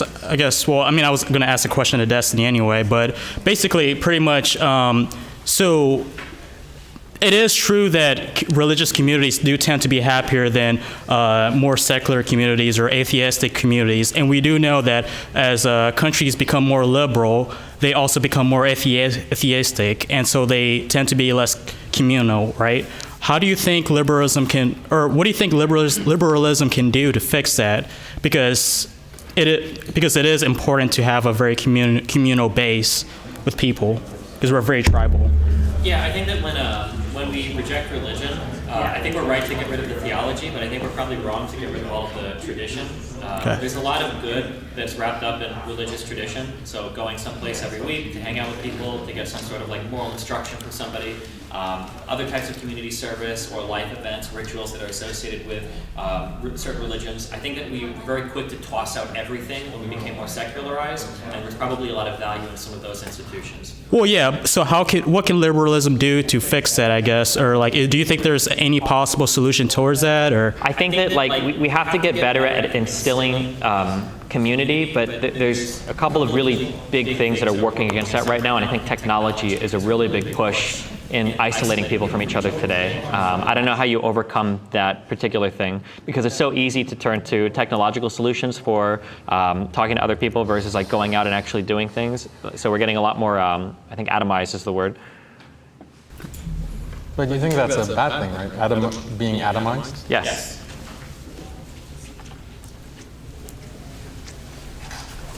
So my question is to, can the mic get right? Okay. So my question is to Daniel. So you had acknowledged that Islam is a comprehensive moral doctrine, at least that's the way I would interpret this. And would that mean as such, since Islam recognized that it wouldn't be fully apparent to practice its own practices within different countries under different systems, and had prescripts for Muslims to follow in those situations, that by definition it's not necessarily being oppressed as an idea? And I'll just take it up. So, Muslims have lived as minorities in many different contexts, and usually they have been oppressed. Can Muslims live as minorities under other governments? Yes, that is accommodated within Islamic law. But the ideal is to live under Islamic law with Islamic authority, the caliphate, so that entire Islamic system of life can be implemented. But the distinction with the modern period is that the colonial powers and the liberal world order has actually gone out of its way to basically snuff out Islam. And there are different approaches to this by different colonial powers. Like the British had a more, just annihilate everything, brute force. The French were maybe more diplomatic in different territories, still involving a lot of killing and genocide, but at least there are some Muslims left alive after that. But that's my whole message with this debate is, does liberalism oppress Islam? There is a clear history of that, and that's objectionable, and we should be able to talk about that and recognize this conflict that exists, because it's led to a lot of millions of Muslims dead. And to follow up on that, I would just say that then if we're going to have a discussion on the oppression of liberalism within the Islamic community, why then is the Western community branded as Islamophobes when we wanted to discuss the Islamic oppression within our own communities that have happened centuries ago and continue to today within the ramifications of those cultures that did try to maintain their faith? If you look at the Pontus region of Anatolia, that is a region that was wiped out with the Pontian Greeks from 1914 to 1922. Hundreds of thousands were put on a death march. They were slaughtered. They lost their monasteries. They lost their communities. They lost their faith. These people have been pushed around the globe, Australia, in Europe, in America. Pontus? Yes, Pontian Greeks. We look at Hagia Sophia. Erdogan slapped the Orthodox community by changing it into a mosque again, fully fledged. It was no longer maintaining a balance between those two faiths with respect to one another, who both find Hagia Sophia as a religiously important basilica to both. So if we're going to say that, and I do think that we need to have a discussion about the oppression of the Islamic community by colonial powers, at the same time, you cannot negate the Islamic oppression of other communities. And that would be my only rebuttal to that. Because I think a lot of people get branded as Islamophobes for doing that, and that's not right. Yeah, so there has been, Islam doesn't deny war, and it doesn't deny that. It does. Well, sorry? I mean, Dar al-Harb. I mean, of course it's all about war. No, I wouldn't say that Islam is all about war. Islam acknowledges that war is a part of human reality, and all humans throughout history have been involved in conquering and displacing. The difference with Islamic practices is that there is a code of ethics of how to deal and how to treat the minorities. Our code of ethics? The what? Are death marches a code of ethics? Where in Islam are there death marches? Where in the Quran, can you point out in the Quran where there are death marches that are prescribed, or in Hadith? Where in the example of the Prophet Muhammad, peace be upon him, are there death marches? Well, no, the death marches did happen by the Ottoman Empire. So you were discussing colonialists, right? We have a lot of questions I need to. Yeah, no. And no one can hear you It either. exists within the Islamic community. That's my point. If you're going to get So if I have no problem condemning Muslims who don't act by the Quran and the example of the Prophet Muhammad sallallahu alaihi wasallam. I have no problem condemning that. But there's a big difference between colonialism, with European colonialism with genocided Muslims in a systematic way, versus what Islamic just war theory and jihad. There's a big difference, and we can have a discussion. We can about that. We can have a discussion about that in another debate, but. All right, I guess my question's for both of you, because I guess it can apply equally. Are there any aspects or things typically associated with Islam that you think it's maybe a good thing that most Western liberal societies kind of outlaw? Is there anything that comes to mind? Nothing. What about you? I would say killing apostates, killing gay people, probably not good things. Restriction of freedom of women in society, probably not generally a good thing. I don't know what the specific rules are on marrying very, very, very young women, but I'd say that's also probably not a good thing.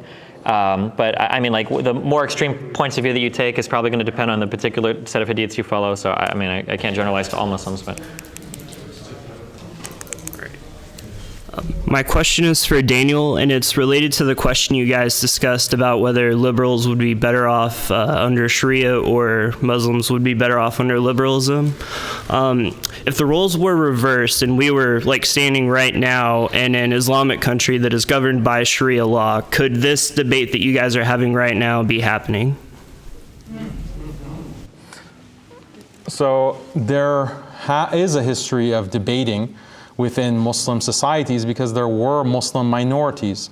There were Christian minorities, there were Jewish minorities, in some places there were Zoroastrian minorities, some in the subcontinent there were Hindu minorities under the Mughal Empire. So there were debates that happened historically. If you don't have a historical understanding of Islam and instead you have this caricature that you read from Sam Harris or Richard Dawkins, then you're not going to know about this history. So yes, there's been a long tradition of debate and free inquiry in Muslim history, but Islam set certain kinds of rules that I'm not apologetic for. Certain rules when it comes to blasphemy. We don't want atheists in Muslim societies constantly undermining our religion. Why? Because it's going to destroy the religion. Just like if you had, a black community and the black community was allowed to have not insurgents, but agent provocateurs, which actually the FBI did do with COINTELPRO. They inserted these black agent provocateurs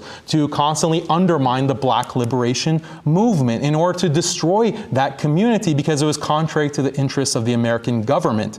That is an anti-community policy in line with liberalism. Muslims don't want that. Muslims don't want our communities to be dissolved because we allow atheists to come and mock our religion, to mock our prophet. We care about community cohesion, and that brings us a lot of happiness that liberalism wants to deny us. On that talking point too, there are a lot of other religious groups then that Muslims probably wouldn't tolerate living in their borders as well, right? Like atheists, yeah, or Christians. So there's Christians within the strictest interpretation of Islamic law. Christians are ahlul dhimma, which means protected people, along with Jews. Would you not say that not say that it's pretty dangerous for Christians in a lot of Muslim majority countries in the world? No, it's not dangerous. You don't believe that's the case in Somalia and Afghanistan, Iraq, Syria, Sudan, Iran, Pakistan, No. Okay. No. Because look, these Christians have lived in these Muslim countries for literally 1,200, 1,300 years. There are places where even owning a Bible is like punishable by death. No. Where? The Maldives. I've never heard of that. Okay. Because Christians, that's contrary to Islamic law. Christians can practice their religion under Islamic law, under the Sharia. This is called is it true that ahkam ahlul dhimma, the rules and regulations of the protected people. In any of these places, though, were you to convert from Islam to Christianity, you could be killed in any of the places? Correct. Okay. No. Not today in any of the places. By the strictest interpretations. Yes. I'm not an apologist. So I'm going to tell you exactly what it is. It's not liberal. But what a liberal wants to portray it as is the Muslim is bloodthirsty. He just wants to kill people because has an inferiority complex.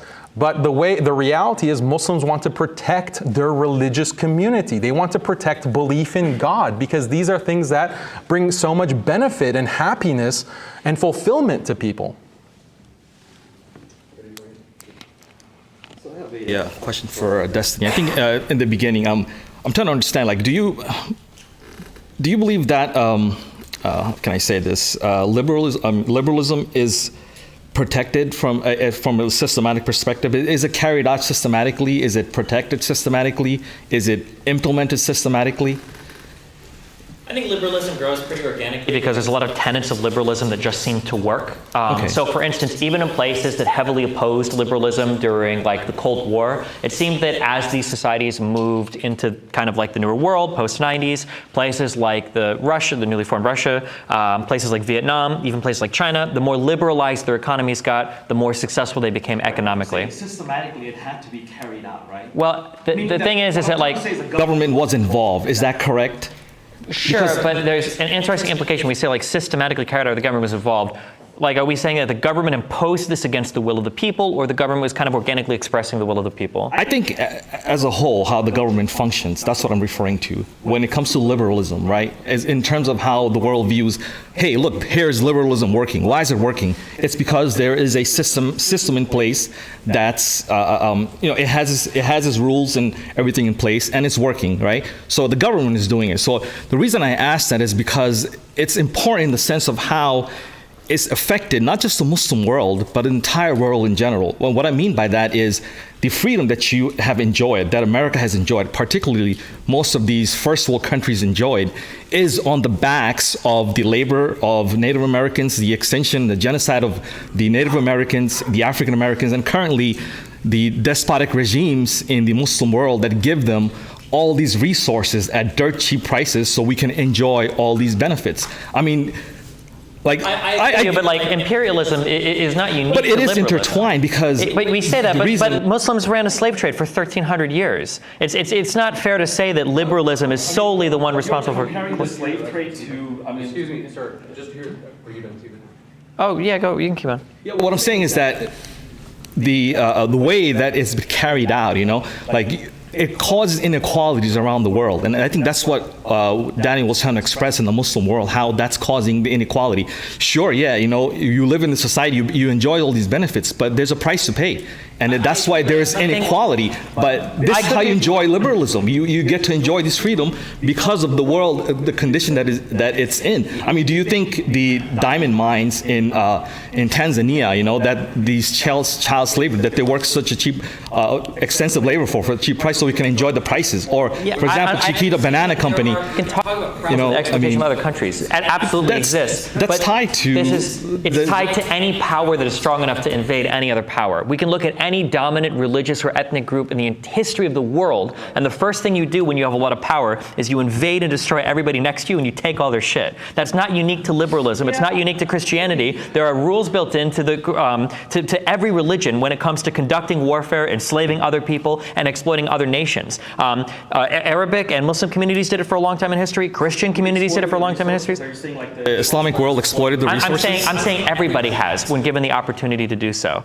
The only difference is that right now liberal countries seem to be trying to do something to counteract that, or they seem to be having those conversations. I mean, we can continue to have those conversations, but to pretend that like exploitation or colonialism is unique to liberal countries, I think misses the entire Cold War. I mean, there was a reason why it was called the oh my God, I forget, the USSR is like the United States of the Soviet Union, but like there wasn't just one country, right? Everybody is engaged in this sort of imperialism. It happens all the time in South America with left and right-leaning countries. It's throughout all of human history, throughout all of European history, there's been invading forces and everything. I don't agree that it's unique to liberal countries or liberal ideology. I would disagree, but sure, that's fine, yeah. Yeah, can I just say one quick thing? But my question is the exact same thing, so I'd like you guys to talk about it more. I think it'd be more interesting instead of like one of the questionnaires. I appreciate that. I would just say that the liberal domination, I agree with you, as I mentioned, that all nations have engaged in warfare and slavery and so forth, but the character of liberal domination is different because it erodes these important institutions. Other kinds of domination that has existed has not had that same character, and liberalism, in fact, is going to lead to transhumanism. Like if you've read Yuval Harari, if you read any of these transhumanist philosophers, they talk about how with technology you can, do all kinds of things to change the human body, and genetically engineer the human body, create alternative virtual realities, create certain pharmaceuticals to affect human consciousness. And at a certain point, the liberal mentality is going to mandate these kinds of technologies. So why can't we have artificial wombs? Because this is inequality. If women have to get pregnant, it leads to a kind of dependence that's intolerable to liberal equality. Why don't we mandate certain kind of testosterone restriction for men? Because men tend to, it's the testosterone that makes them aggressive, which causes them to commit crimes or rapes or any kind of violence. So let's have mandatory testosterone restriction. We can actually change the DNA or whatever. This is going to lead to the extinction of the human race, because human beings are going to be this transhumanist new reality that we are headed towards in a very fast and furious way.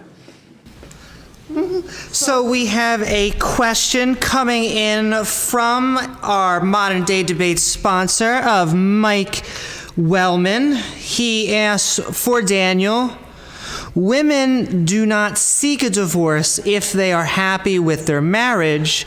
How would not allowing a woman to seek a divorce if her husband does not agree lead to a happier, more stable marriage if you are forcing someone to participate against their will?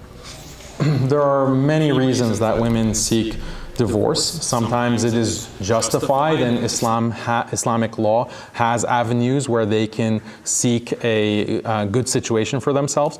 But there are also many situations where a woman does not have just cause to ask for a divorce, or there's no real reason. She just doesn't feel like being married one day. And there are so many examples that you can cite just from personal anecdotal experience. I mean, this kind of idea that women are, only do things on the basis of careful reason and their own best interests at heart, I think that might be a myth, but I don't know if you guys agree with me or not. But thank you very much for coming. I understand that it's difficult in a way for you as a Muslim to debate topics in the secular or Christian majority country. But one of the questions I have is that if you are free here in the United States, in a relatively liberal country, to try to convert me to your religion. But if I will go in one of the Muslim majority country, let's say I'm going to Mecca, and we'll go together, can I try to convert you to Christianity in Mecca? Or the government there is going to prohibit me to do that? Because it seems that most of your answers to those kind of questions is you are going to be a Muslim and you are going to be happy to be a Muslim and you got to believe it. Isn't the government forcing you to believe something? That one is, to my opinion, it's one of the greatest achievement of Western civilization. I came from Romania, which is was a communist country, and in the past was dominated by Muslim. Nobody's looking on either of those two periods with forced beliefs as something that was happy. And nobody was really happy over there comparing to what is now in the United States. So is it the Muslim regimes forcing you to believe and to be happy that you believe what you believe? So there's this kind of myth that coercion doesn't exist in liberal societies, but this is completely false. It is your question, because you're portraying Islamic societies as coercing Islam, and liberal societies are coercing liberalism. You are required to live according to liberal laws. All laws are. I'm forced to tolerate you. I agree that they are very oppressive. They are very oppressive for me to tolerate you. Okay, so you're forced. That's not forced there. I'm sorry, that's not. You use the word force, so you're coerced to abide by.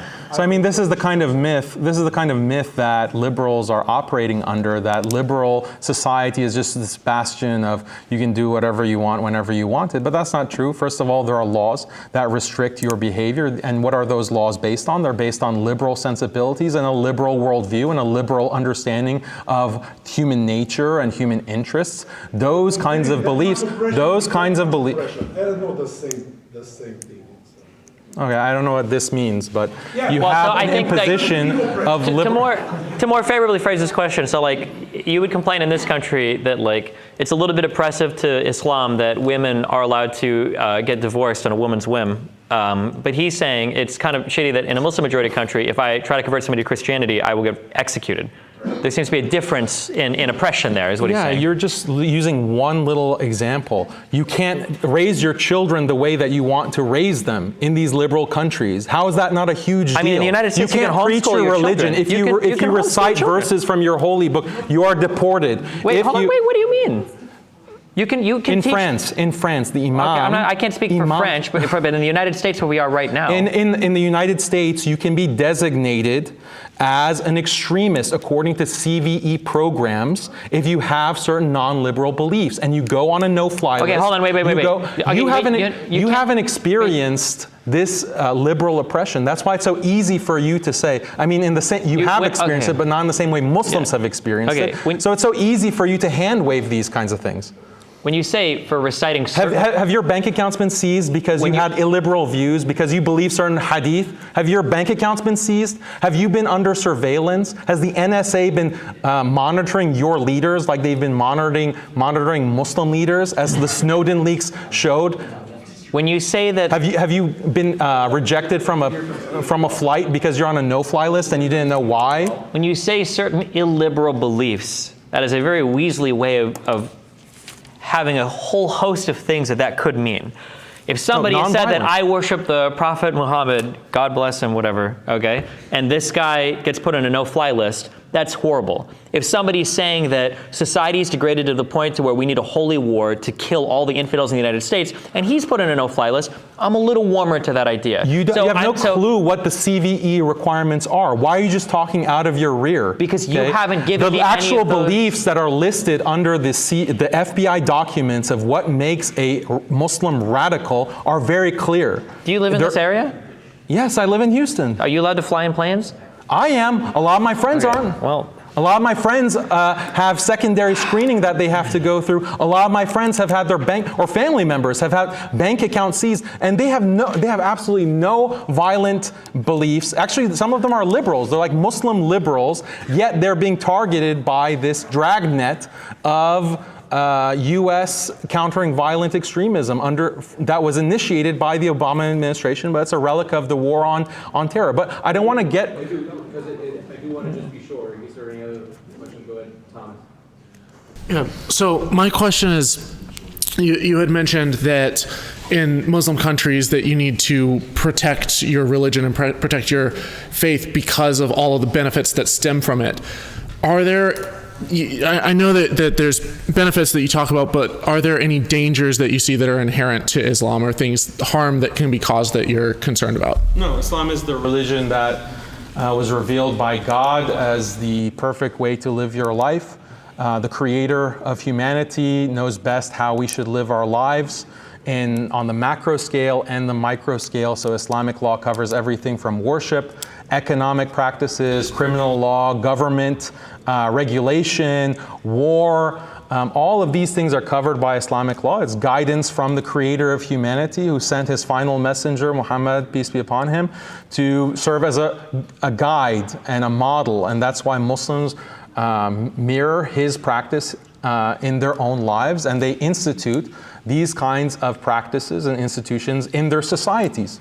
So just to clarify, so if a Muslim does something that's harmful, that's not caused by their religion? Muslims can cause harm, yeah. But if they cause harm, it's not a direct result of the religion. The religion isn't the source or cause of it. Yes.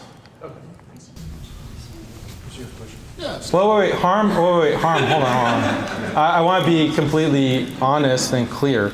So there could be something that causes harm. So if I'm a father and I have a duty according to Islamic law to provide for my wife and kids, and if I don't do this duty, then that makes me sinful. And that means I have to wake up every day at the crack of dawn and go and dig ditches until dusk. That's going to cause a lot of harm to my body, but I will do it because I love my family. I love my wife. I love God. I love being a servant of God. and making an honest living. That causes me bodily harm, but there's a greater value with marriage, with family, with being a servant of God, having a purpose in life in that vein. So yes, there's physical harm because we're not utilitarians. Sometimes you have to do things that are not pleasurable, but it's always for this higher purpose.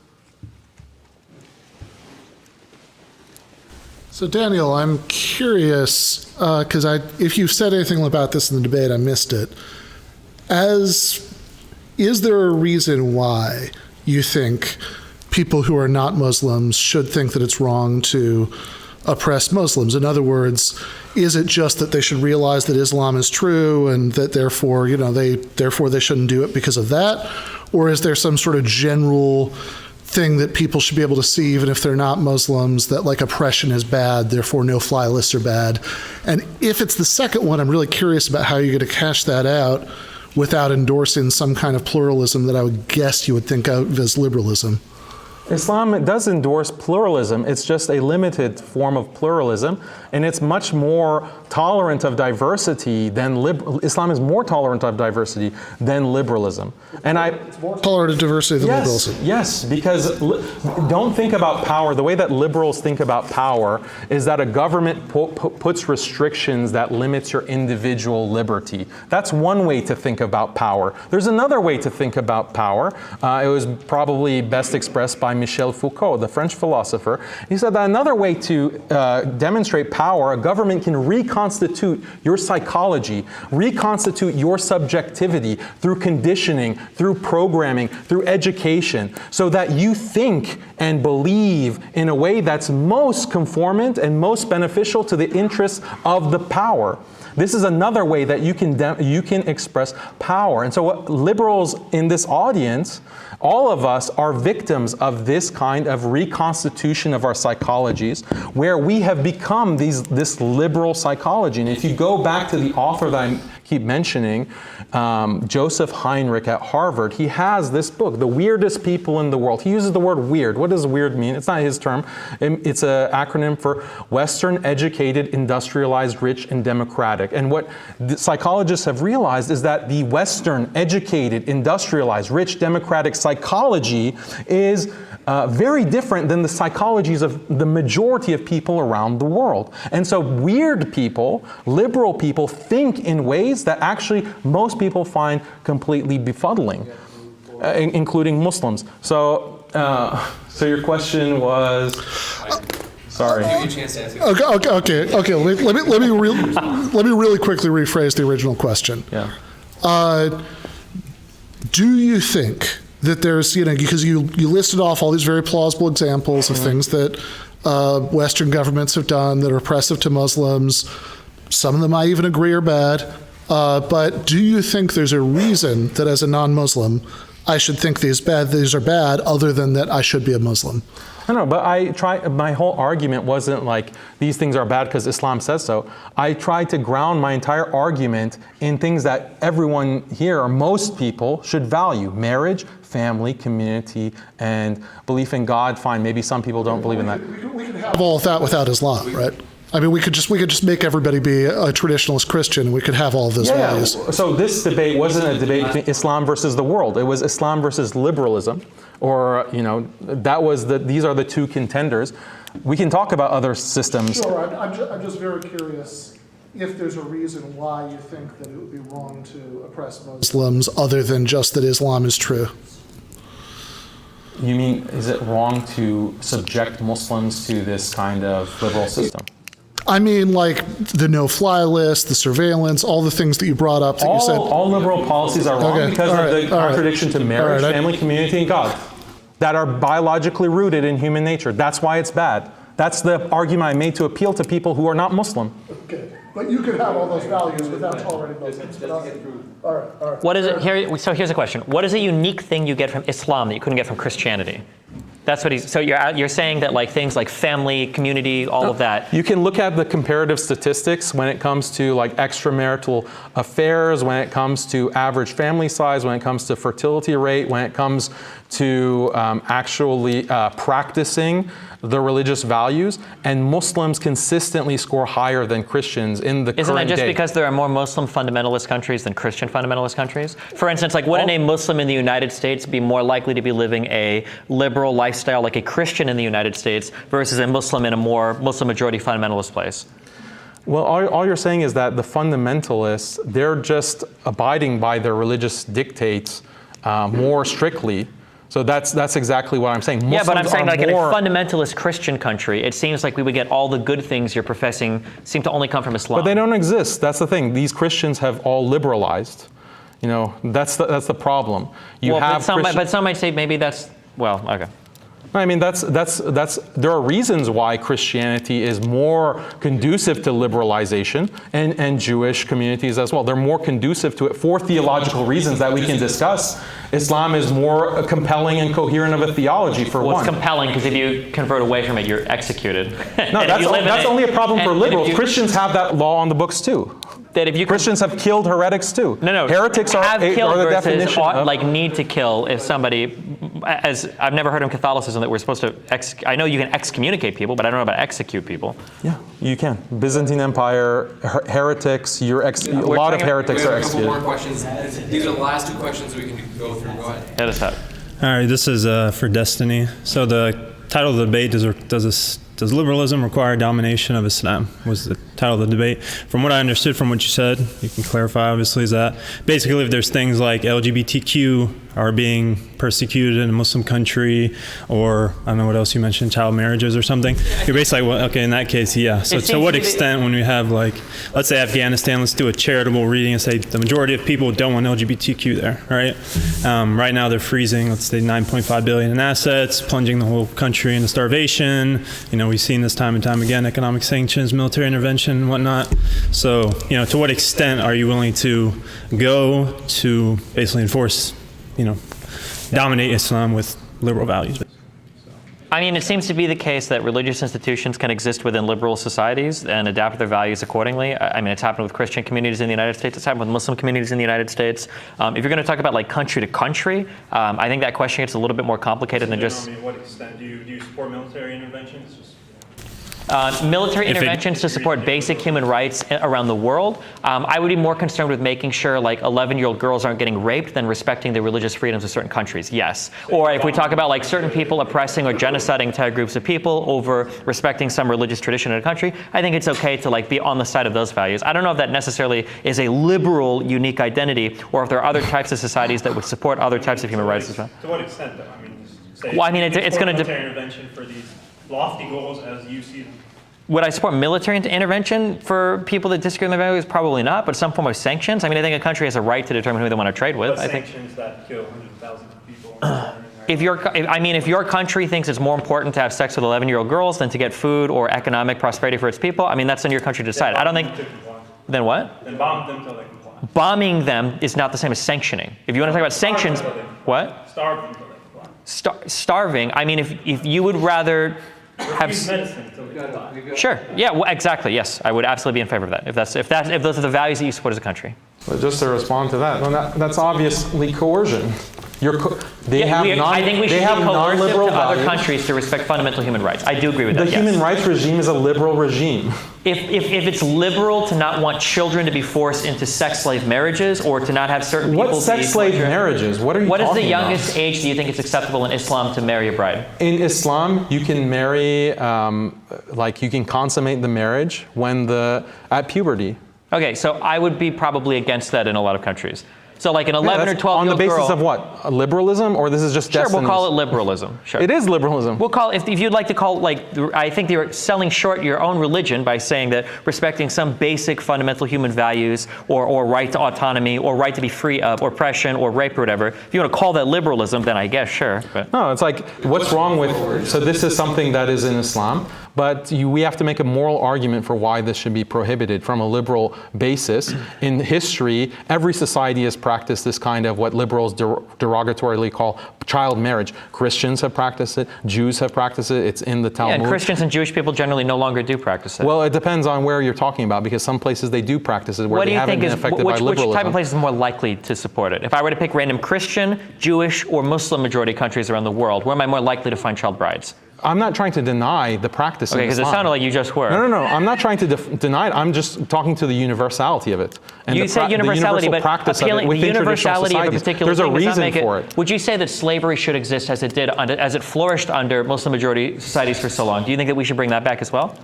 Slavery as a practice has a rational basis. It has a moral basis in its practice. I have videos on my channel on all of these.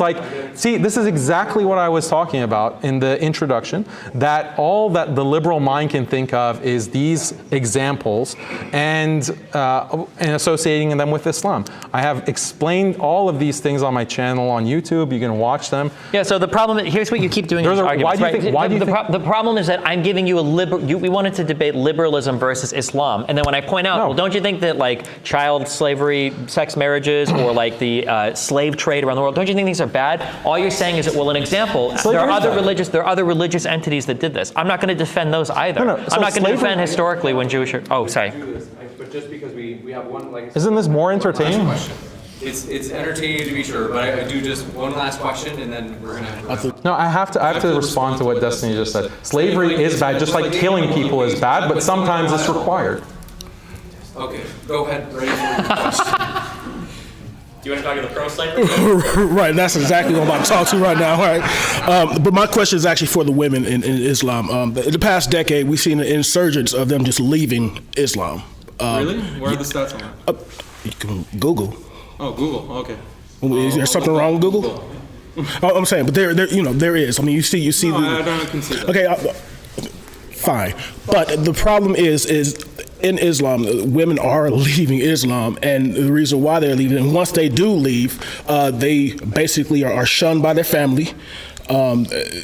Even the men, they basically they talk about death threats, and the same as if an apostate leaves Islam, you guys talk about killing that person.